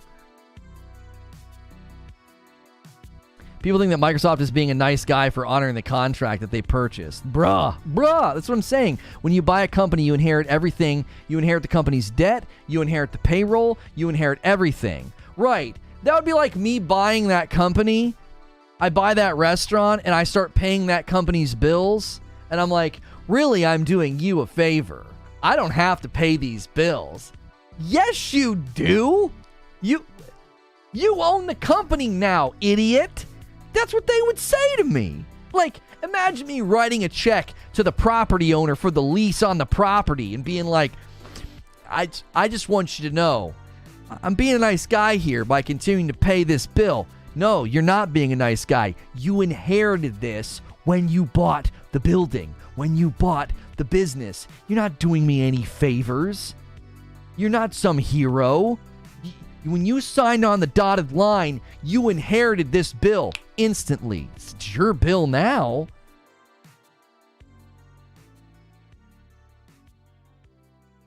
Hey, my new landlord didn't kick me out when he bought my new apartment complex. He's such a nice guy, Jinx. Wow, there you go. You took it a different way, Eugene. If they bought all the assets, it would be a different story. I don't know what you mean, Mo. When they bought ZeniMax, honoring the contract with Sony with like Deathloop, they had to do that. That wasn't them being nice.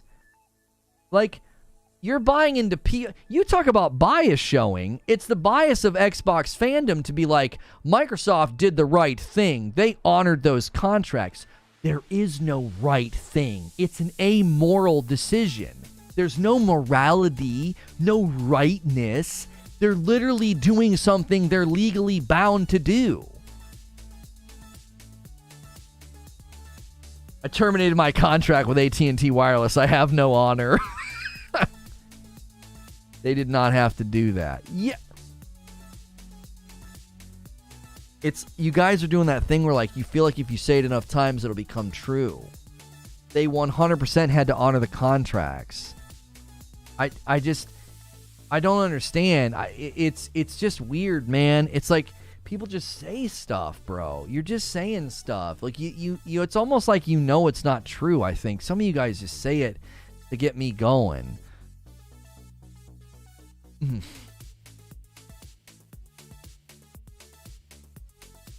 No one tell anybody, but your house mortgage has been bought and sold by various banks. Fuzzy, that emote is tremendous. They could have broke them and paid damages. Oh, I love how nonchalant you say that. Yeah, they could have broke them and just paid damages. So let me get this straight. They had to honor them, right? They're not being a nice guy because they could break them and pay damages. Yeah, because they'd get sued. Do you think they wanted to go through litigation with Sony over Deathloop?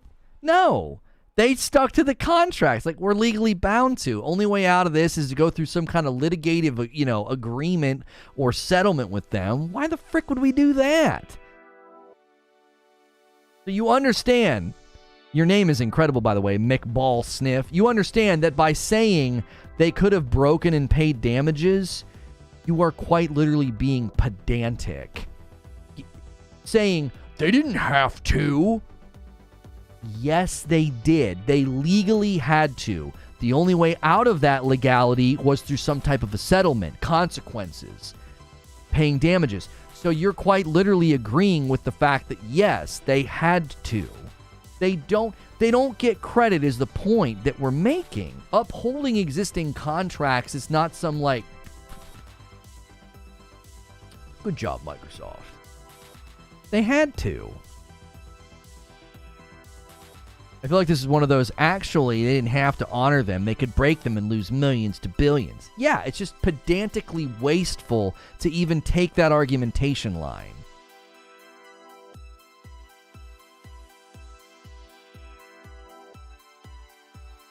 We're so far off the rails. We're so far off the rails. I don't have to not commit murder, but I'm so nice. I don't do it because I don't want to go to jail. Listen. Technically, you don't have to pay your taxes, but there's going to be a whole lot of problems and penalties if you don't. Should we give you a parade? Hey, guys, get a load of Bill. He honored his taxes. Yeah, let's throw him a parade. What a swell guy doing what he's legally bound to do. Woo! Yeah, Bill! Way to pay those taxes, buddy. I see you in your escrow for your mortgage. That's awesome, dude. His property taxes getting automatically pulled every month. What an absolute champion. Oh, man. Freaking stupid. Just stupid. I didn't commit murder today. What did I win? I don't even know. I don't even know what to say anymore. I don't even know what to say anymore, man. Good news. Game Pass is still profitable. I mean, I believe when Microsoft says that Game Pass is profitable, I believe them. I think they're using that in they're using it in a big picture terminology. I don't think they're actually saying, like, in a vacuum, Game Pass is profitable. I think they're saying, no, Game Pass is profitable, like, for their brand, for their funnel, for their customer loyalty, player engagement numbers, sign-ins, etc., projections of, like, sticky marketing. It's like why the cable company wants you to get a phone, like a home phone, because the more services you have with one company, the less likely you are to cancel. So I believe them when they say that it's profitable. I don't think it's like this massive moneymaker for them. I don't. Because if it only makes up 15% of their annual revenue, and they've already plateaued on saturation on console, you have to take that and weigh that with the money they're spending on exclusivity. If this deal goes through, how many of those titles will be put on Game Pass and will not be recouping costs? Like, you see what I'm saying? I'm not saying they're not breaking them to be nice, but to be frank, a company like Microsoft can brush the damages from breaking a contract with Sony. It would cost them pennies on the dollar. Well, no. Having lots of money doesn't mean that you can do something for, quote, pennies on the dollar. That's simply not true. Your statement presumes that the amount of money they would pay in damages would pale in comparison to how profitable the property would be. That's not substantiated. That's not substantiated. Microsoft has deep pockets. This is true. Microsoft could have paid their way out of all those contracts. That's also true. But that doesn't mean it would be profitable. Like, that means they wouldn't... You're saying it would cost them pennies on the dollar. That is false. Pennies on the dollar insinuates that they would be spending less than they'd be making. That's not been substantiated. Do you honestly think the damages they would have paid out to break the Deathloop contract, they would have spent pennies on the dollar with Deathloop?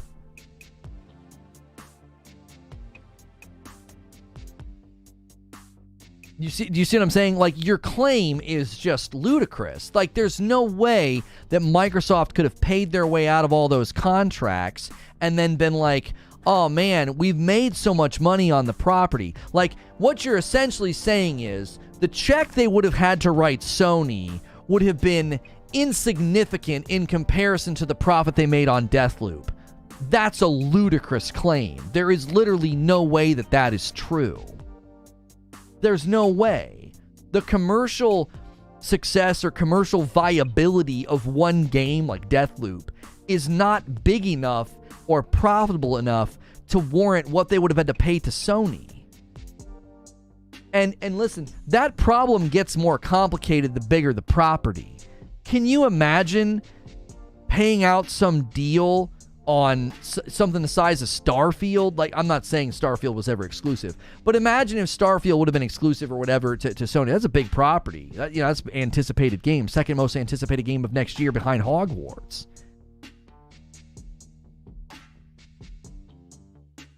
Contract breaching is made so that you pay exponentially more than the value. Right, yeah, it just wouldn't work. It wouldn't be financially solvent. Willfully breaking a contract like that can set you up for significant damages, punitive damages. Right, it wouldn't be as simple as like, oh, we can write a check to Sony and we're good now. We're good now. We'll make a ton of money on Deathloop. We'll make it all back. Fat Steven Seagal, I don't know what you're doing. I can't see. You're not saying anything. That's like the third time you're just entering in a blank message. I'm not sure if you're having a problem or if you're goofing around. That's like the third time your name's just showing up in the chat with nothing next to it. Sony controller typing keeps nothing listening while playing Vampire Survivor.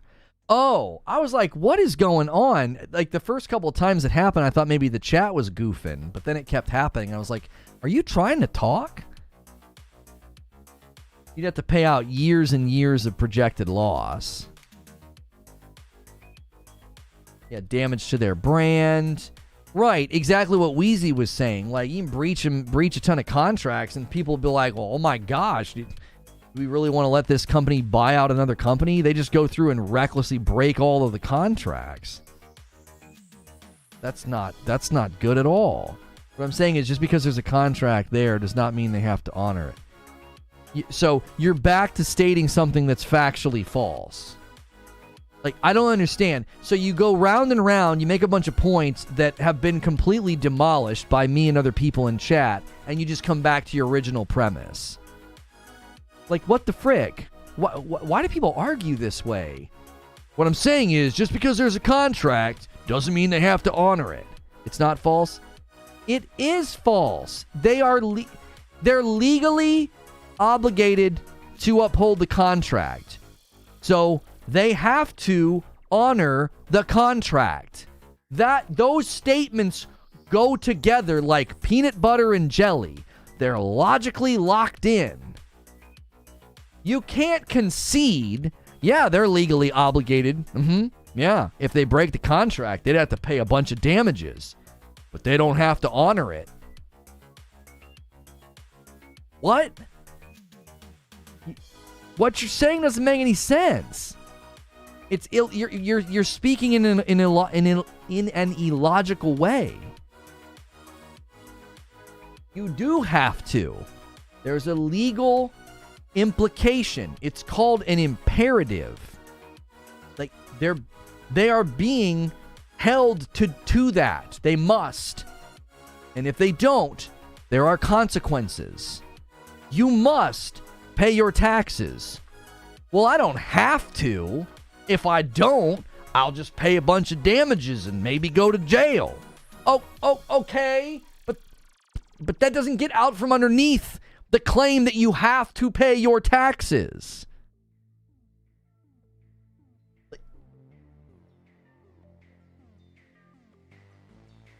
The paying is still part of the contract. Thank you, Smashville. Even paying the damages is still at one level upholding the contract. It's still in the context of the contract being honored. Even if you break it and you pay damages, you're still honoring the contract. The contract is being honored. It's being upheld. It's like a miniature god in the situation. It's satisfied one way or another. You either uphold it or you pay the consequences. You answer to the contract at that point in time. So that's why being like, well, they honored all existing contracts. Like, why would we give you credit for that? Don't pay the damages? Oh, well, then you'd be in all sorts of trouble. If you didn't pay the damages, so the company that's owed the damages would sue you, and then I think the government would probably sue you as well. I think you'd get sued twice. Taxation is theft. Well, personal. We're not talking about that. We talk about how personal income tax is theft. We're not talking about that.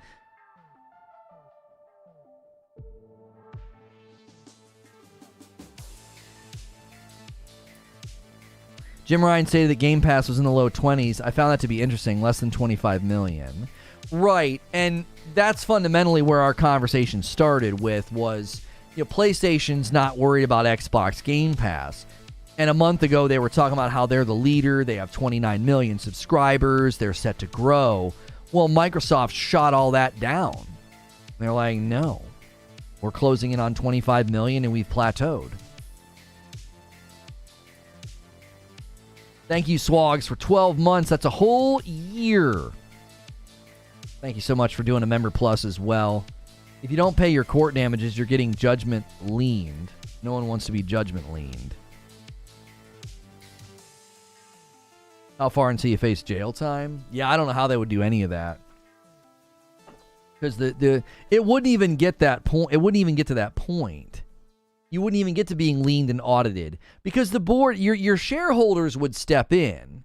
Right? Your shareholders would likely step in, and whoever was making the decisions, you'd be voted out, I would imagine. There'd be some type of a way for the board to step in and be like, get this guy out of here. We need to uphold these contracts. Like, what is this, right? So, you know, they would likely never even get to that point. What the entire board would be okay with that? Well, then the shareholders would get involved too. You'd be getting sued from every angle, you know, this side of the Mississippi. You'd be getting sued by your shareholders. They'd be like, what are you doing? You're going to bankrupt the company. Your fiduciary duty is not being honored. We're suing you because you're hurting profit. You're hurting margins.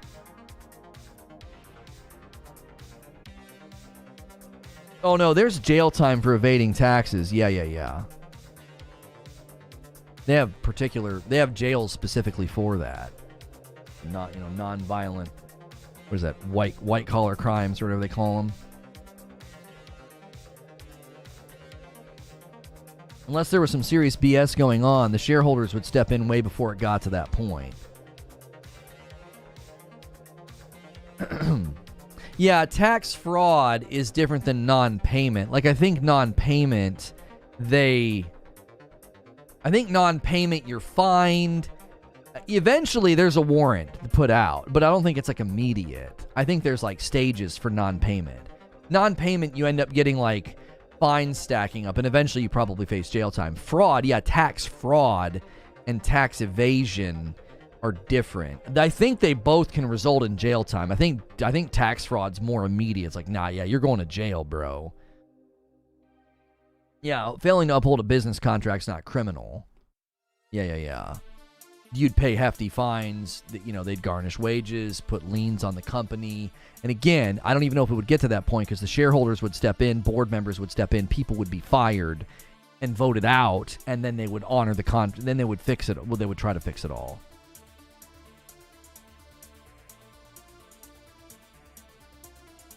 If you don't pay your taxes, you go to court, then you get judged, then jail, and then that would be on your record. Are you speaking from experience? He's like, no. These are all the steps. These are all the steps. Yeah, insurance fraud, yeah, is bad too. Sure. Oh, man, we got so far off. We got so far off the rails today. It was still entertaining. Could I get 9 more likes? These afternoon streams are kind of funky. We thought this was a good one and a big one, but YouTube's being kind of weird today. So it's hard to know. The subs seem to respond strongly to this one. We had a really strong turnout, and then there were some blips. So let's try and turn things around with some likes. Just a quick recap to anybody showing up late. We are discussing the fact that privately, Jim Ryan has allegedly said that they are quite a bit ahead of Game Pass. Game Pass seems to be lower than they initially thought. He said, when we consider Game Pass, it seems to be getting lower Game Pass numbers. This is probably in light of the fact that Microsoft went to the regulators and basically said, yeah, we're at about 25 million, and we feel we've hit saturation. And some of my discussion questions might have already been discussed. I said, is Jim Ryan contradicting himself? Is Sony being hypocritical with the marketing deal and keeping COD off Game Pass? We talked about that. Does this make more sense why the 10-year offer, including Call of Duty on PS Plus, wasn't convincing to Sony? They have no interest in COD on PS Plus for launch, maybe later. But I don't think they have any interest in putting Call of Duty on PS Plus at launch. They're interested in growing their PlayStation Plus subscribers. He said that in these alleged comments. I'm not surprised that he's not threatened by Game Pass, to be honest. I think I would agree. He wasn't necessarily saying they weren't threatened. He was saying that they have a lead, but they still need to grow their own number. He wasn't like, oh yeah, we're so far ahead, frick those guys. It was almost like, he essentially said, we have a very strong lead, but we need to keep growing. We need to keep pressing. It didn't come across as like arrogant or like, oh, those guys are chums. The current version of PS Plus wouldn't exist without Game Pass. It's hard to know. It's hard to know, Jake, because subscription model is pretty much everywhere. So it being replicated in the gaming environment, could have happened without Game Pass. I would say that Game Pass has certainly had an impact, on the industry. I don't think that's outlandish to say. I love hearing you speak. I enjoy your topics. Actually hold some truth. Also, Sony doesn't do day one games. Yeah, I don't think it's in their business interest, David, to do day one games. I don't think it's in their business interest because imagine suddenly putting Call of Duty day one on PS Plus. That's 48% of the people who buy Call of Duty buy it on Sony, and you would suddenly tell all those people, oh yeah, you don't need to buy it. You just need to be on PS Plus. Well, if they have a little under 50 million PS Plus subscribers, that's roughly 50 million people that just don't have to buy Call of Duty. Like, that's not in there. It's not in their business interest to be putting something day and date on their subservice. Sony was doing subservice before Game Pass. Well, I think he was saying the current version. I think Jake was careful in what he said. The current version of PS Plus wouldn't exist without Game Pass. He's essentially saying that this version was born out of their attempt to say, our subservice is better than Game Pass. I actually think that's fair. I do think Sony wanted to be able to walk out and say, we have our own subservice, comparable to Game Pass. We have our own things that we do. This version isn't much different. I don't know if I would agree with that. I do feel like it's quite a bit different with the premium and the trials and consistently getting, the monthly. I guess the monthly added games is not much different. That's fairly consistent with what they were doing before. I would argue this though, Eugene, the massive backlog of backwards compatible games that was added to PS Plus is very akin to what they do with Game Pass. I don't know. Yeah, they got rid of PS Now. That's kind of a big deal. Yeah, they overhauled. I think it was a pretty big change. And I do think a lot of it was, yes, it was in response to Game Pass. The game catalog got massive, right? It got massive. And a lot of how it got massive was the backwards compatible catalog. And I think that was in large part, I think some of that was in response to Game Pass. It was, hey, they have all those old games available. Why don't we do that? We should be doing that. The biggest change was being able to download. You don't think the game trials was huge? 100% they saw Game Pass and said we need to do something, which is why we heard rumblings about a year and a half prior. Yeah, I agree with Wheezy. Me and Wheezy are saying similar things. Like, I think what Jake said, the current version of PlayStation Plus was a response to Game Pass. I think it's a natural evolution. No, I don't think so. I think they looked at Game Pass and said, we need to be that, but in our own way. We need to be that, but better. I mean, even the game trials thing is their sort of own version of what Game Pass lets people do. They're not doing day and date, but dadgummit, you can play those games. You can try them out. That's very much, I feel like, an answer to Game Pass. We're obviously presuming intent, right? And I think it's always a little bit dangerous to presume intent. Like, did Sony come out and say, we're doing this as a direct response to Game Pass? Did they come out and say that? No, they didn't come out and say that. But I just think the way that they structured it, it makes it to me seem, it seems pretty clear. It seems pretty clear to me that they 100% they're one's impacting the other, I should say. One is impacting the other. I just think it's weird to presume that they're not impacting each other.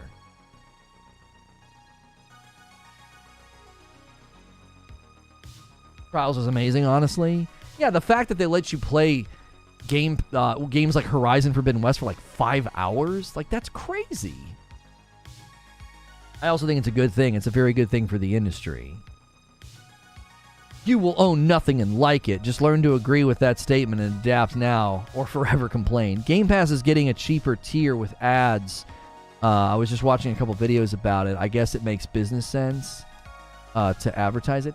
Yeah, Netflix is doing a similar thing. Yeah.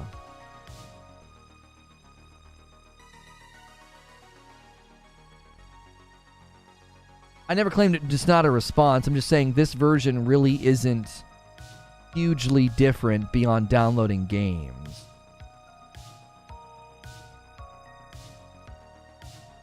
I mean, I would argue it was a pretty big overhaul. And I think the overhaul was largely in response to Game Pass. One could make the argument about maritime contracts, liens, loans when it comes to jurisdiction of taxation in relation to the authority of foundational framework pertaining to taxation. Just saying. One could make the argument about these things when it comes to jurisdiction in relation to authority of foundational framework pertaining to taxation.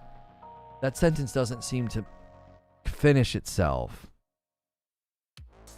That has to do with admiralty rule because you were a citizen and not a subject. Are you getting into philosophy of taxation? Like, because you're not a subject under a monarchy, you're a citizen underneath a republic? Are you arguing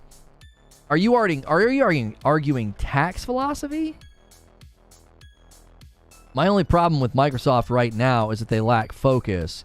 Why would you be worried about mobile when you haven't delivered on consoles yet? They need gaming to be profitable. Darkstar. So like, what's I'm trying to think of it. It's like I can't think of a good example. Think of businesses where they make a killing on a certain thing and then they're okay with making less or little profit on the other things, right? It's common trope in restaurants. They make most of their money on drinks. Everything else, the margins are kind of thin or non-existent. You know what I'm saying? So, if you look at Microsoft's strategy right now, imagine that's kind of what they're doing. If King can be purchased, the mobile revenue that would start getting generated for their gaming division, that would be like the sodas and the popcorn at the movie theater. They're not making a ton of money on Game Pass. I feel like Game Pass is like they're spending the big bucks to get the big properties to put on the screen. That's Game Pass, right? Game Pass gets people into their ecosystem, and and over here, mobile's just printing money. So to me, that's kind of the strategy. Is you get mobile to basically be an extremely lucrative and profitable funnel of money for your gaming division. And then Game Pass can be a less profitable piece of your gaming division. I don't think Game Pass is that profitable. If it's profitable, it's razor thin because the money they have to spend to put stuff on there, I think pales in comparison to the number of subscribers jumping into the funnel. They literally just admitted they've already plateaued on their subscriber base. Look at Netflix as an example of this. Like, Netflix was throwing money at first-party programming, and then the minute that first-party programming stopped impacting the subscriber funnel, they'd cancel the show. This is a concern that you should have with Microsoft and their treatment of first-party property, by the way. They throw all this money at all this property. It helps them boost their Game Pass funnel, and then the minute it's not impacting the Game Pass funnel, suddenly that property is seen as less lucrative or less valuable.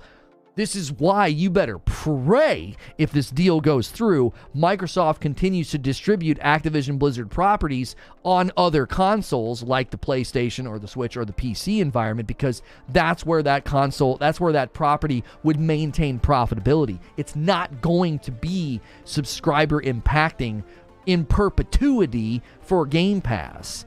It does it and then it stops. Like Netflix ran into this problem.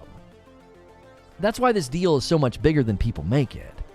You quite literally could see, like, imagine, this is why the concern's valid. Imagine Microsoft does this and makes a bunch of stuff exclusive to Microsoft and Game Pass, and it boosts their Game Pass numbers, and their Game Pass numbers get to where they really, really want them, 40 or 50 million. They pull off some kind of a dadgum miracle, and they double their Game Pass subscriber base, but then they plateau again, and those properties, their sequels, their DLCs, their whatever, are no longer impacting new subscriber funnels. Do you know what they do? They kill the property. You did your job. Now die.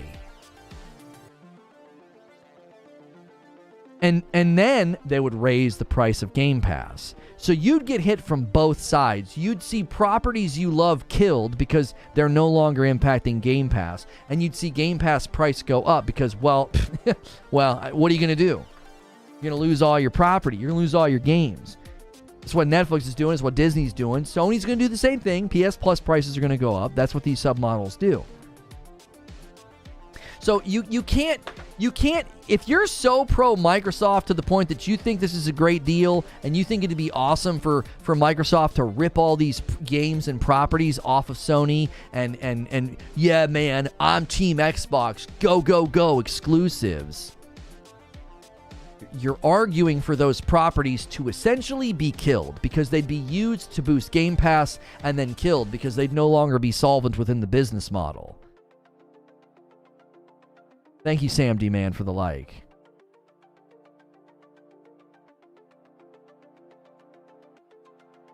PlayStation exclusives are just interactive movies. Interactive movies that win tons of awards, so your false summary of games you've clearly never played are, people that say that, you just make yourself look like a clown. PlayStation exclusives are just interactive movies. Win awards and break commercial records and are critically acclaimed, but sure, your false summary Hallmark bumper sticker statement about the games is just a riveting display of, I never played that game. Yo, what's good, Jay the Broken?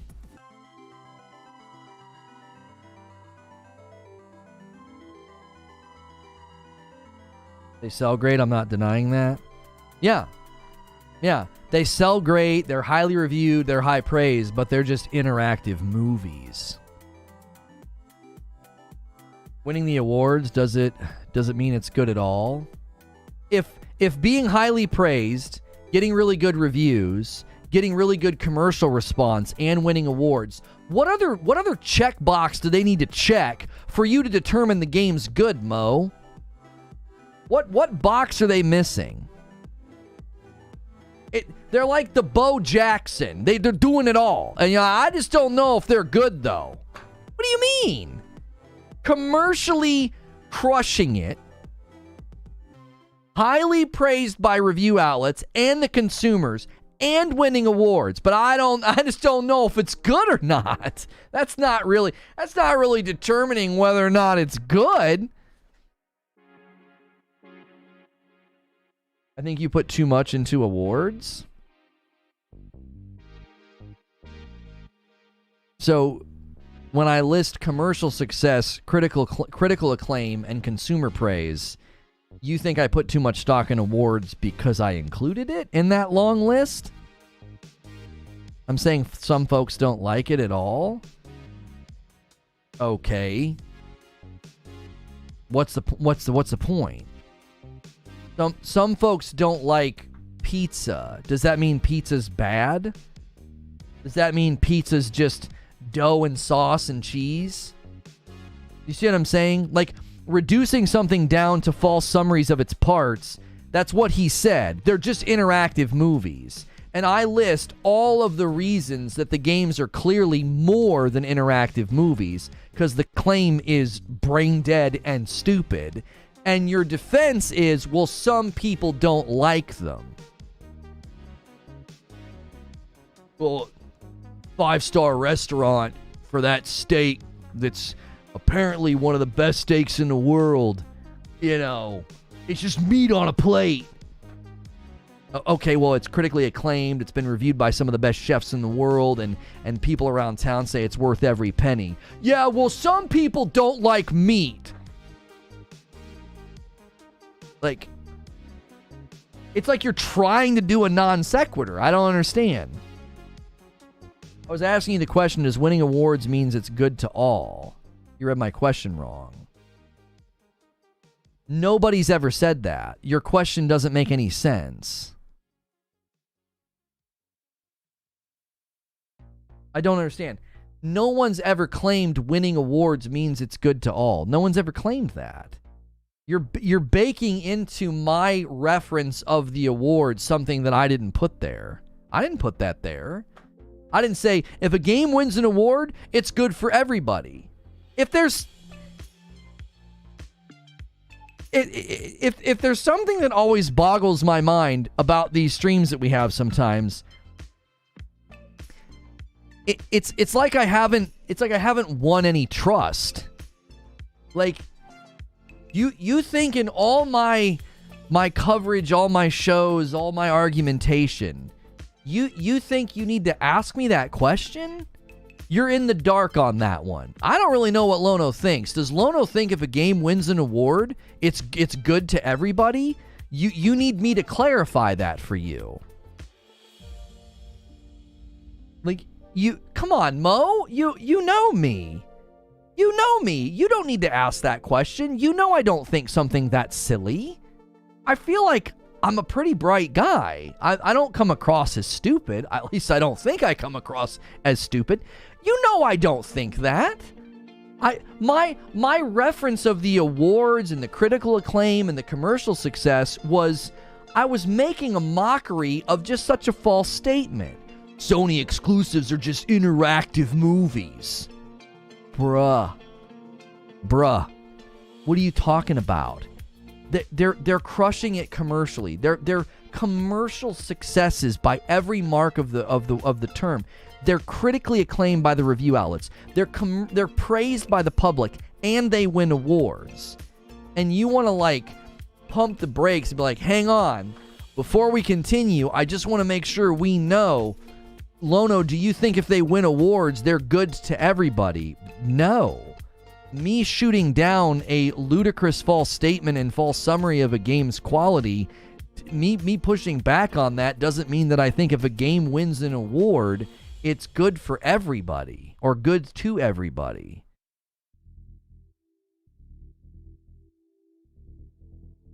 Those numbers don't lie. I won't ever buy another COD again. I'll say that the campaign looked good on the latest release. Haven't been buying that franchise for a while now. Right, and that's one of the things, like, you're actually making a good point that's why I included the awards. Look at Call of Duty as an example. Massively commercially successful, but the consumers are torn on it. It got good critical praise. Well, actually, Modern Warfare 2 got mixed reviews. There were some people that didn't like it.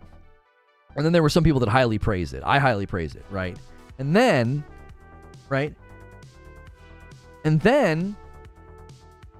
they don't win any awards.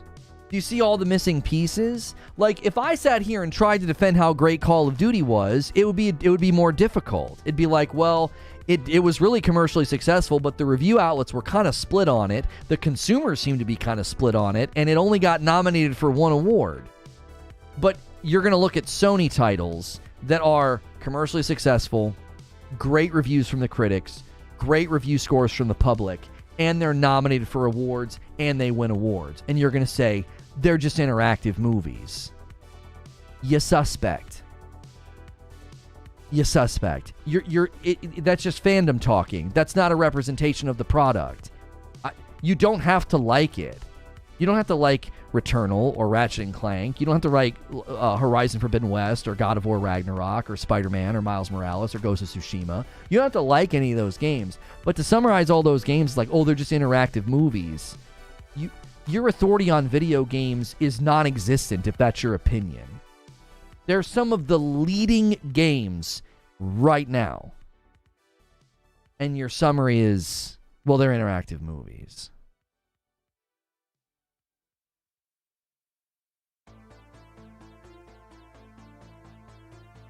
It's just a fast route to being ignored. Like, why would you read?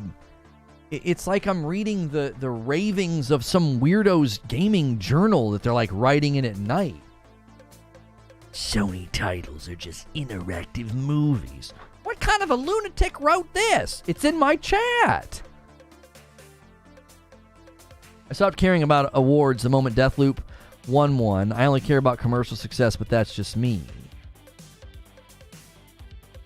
Right, and that's the thing, Darkstar. Deathloop is one of those ones where, what did I say? It's not just the reviews. It's got what's it pulling on Steam? What's it pulling on Steam? I put a lot of stock in Steam. 77%. That is an accurate representation of Deathloop's quality. It's 77% according to the public that's played it. That's not a 9 out of 10, 10 out of 10 game.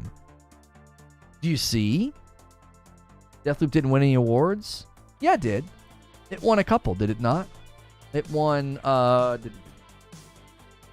for art design, didn't it? It got 2 wins at the Game Awards. Best game direction and art direction. Yeah, it got 2. And the voice actors got a lot of nominations. Now, go to Deathloop Metacritic. Okay, you go to Deathloop Metacritic, and 6.5 from the users, 5.5 from the users, 7.2 from the users. Wow, that doesn't sound like a game that's getting 9s out of 10s and 10s out of 10s to me. Do you see? I didn't just say wins awards. I said commercially successful, critically acclaimed, praised by the public, and it won awards. Deathloop doesn't get all those check boxes. Commercially successful? I don't know. I don't know if it broke any records. I don't know how well it did. Critically acclaimed? Critically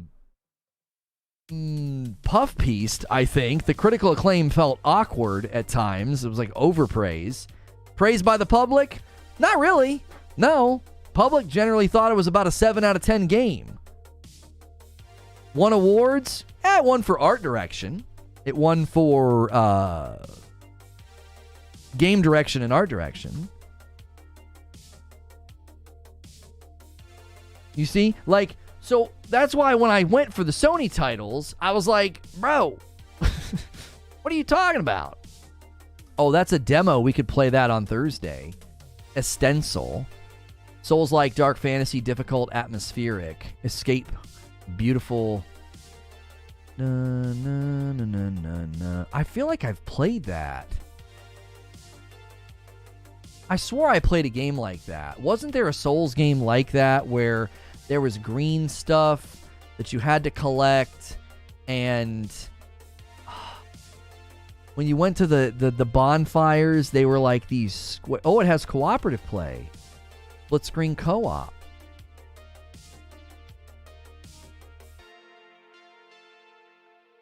Let me go to watch list. I'll just keep putting games in that watch list for games to potential. No, not Timesia. It was a freaking indie. Dadgummit. I played it, and it's somewhere. It's on one of our channels. Shoot. No, you guys are good to guess Timesia. It did sound like I was describing Timesia, but it's not. It had...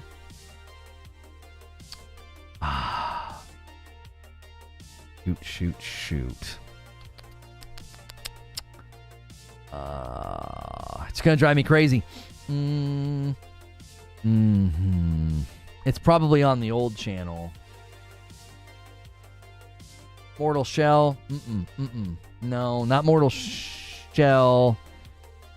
Oh, it's gonna drive me dadgum crazy. I've got to find it. I'll recognize it when I see the thumbnail.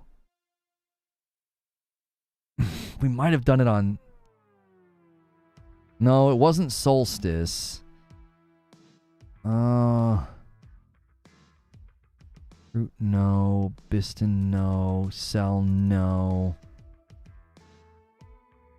Ah, dadgummit. Tarnishing of Juxtia, Silt, Diablo, Destroy All Humans, Dolmen. I feel like it was back before Dolmen. Yeah, I don't know. Moonscar is third person. It had like an indie feel to it. I think I found it.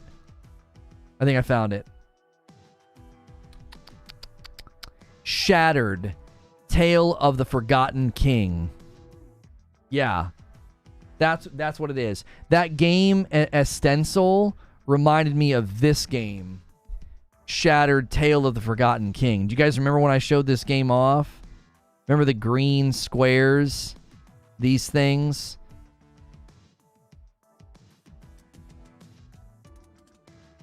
Yeah. You guys remember this game? Kind of a Souls-like game. I played it for about 40 minutes. I must have been having a good time. Yeah. Okay. I was like, dadgummit, I know I played a game that looks like that. I knew I played a game that kind of looked like that.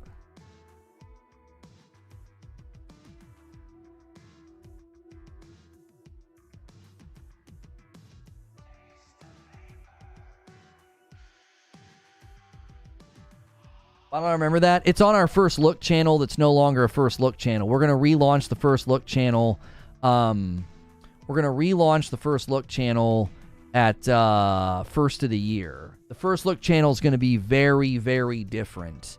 Do you recommend it for Steam? Oh, that game that I just showed you? The Forgotten King or whatever it was called? I mean, I remember recommending it at the end of my play session, saying that I enjoyed it.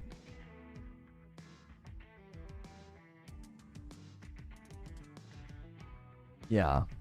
So we have a very, very new approach to the First Look channel. We will be launching that in January. We'll probably ask you guys to check it out once it's up and running.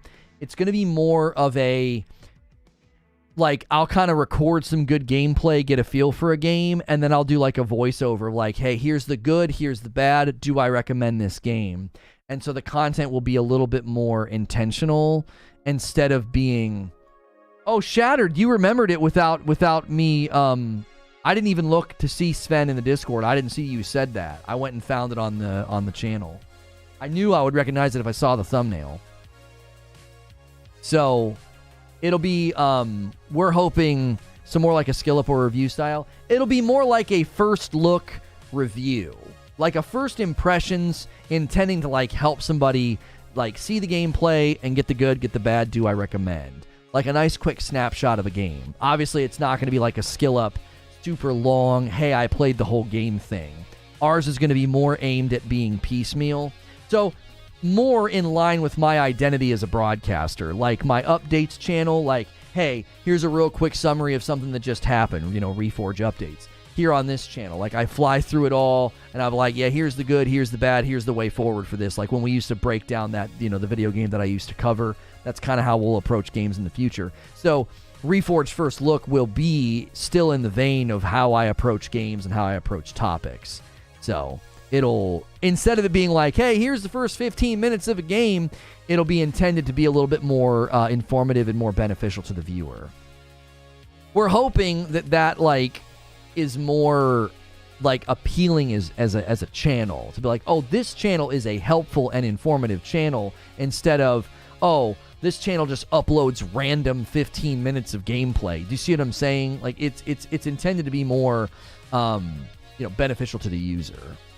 And we'll probably even break out shorts from each one. I'll try and do a quick summary thing at the end to be like, or I'll just grab my phone, which is what we've been doing for updates. I don't know if you guys have noticed that or not, but we hit the shorts channel, the updates channel with like a short version of this talk show, a 4-minute version of this talk show, and then the full-length talk show.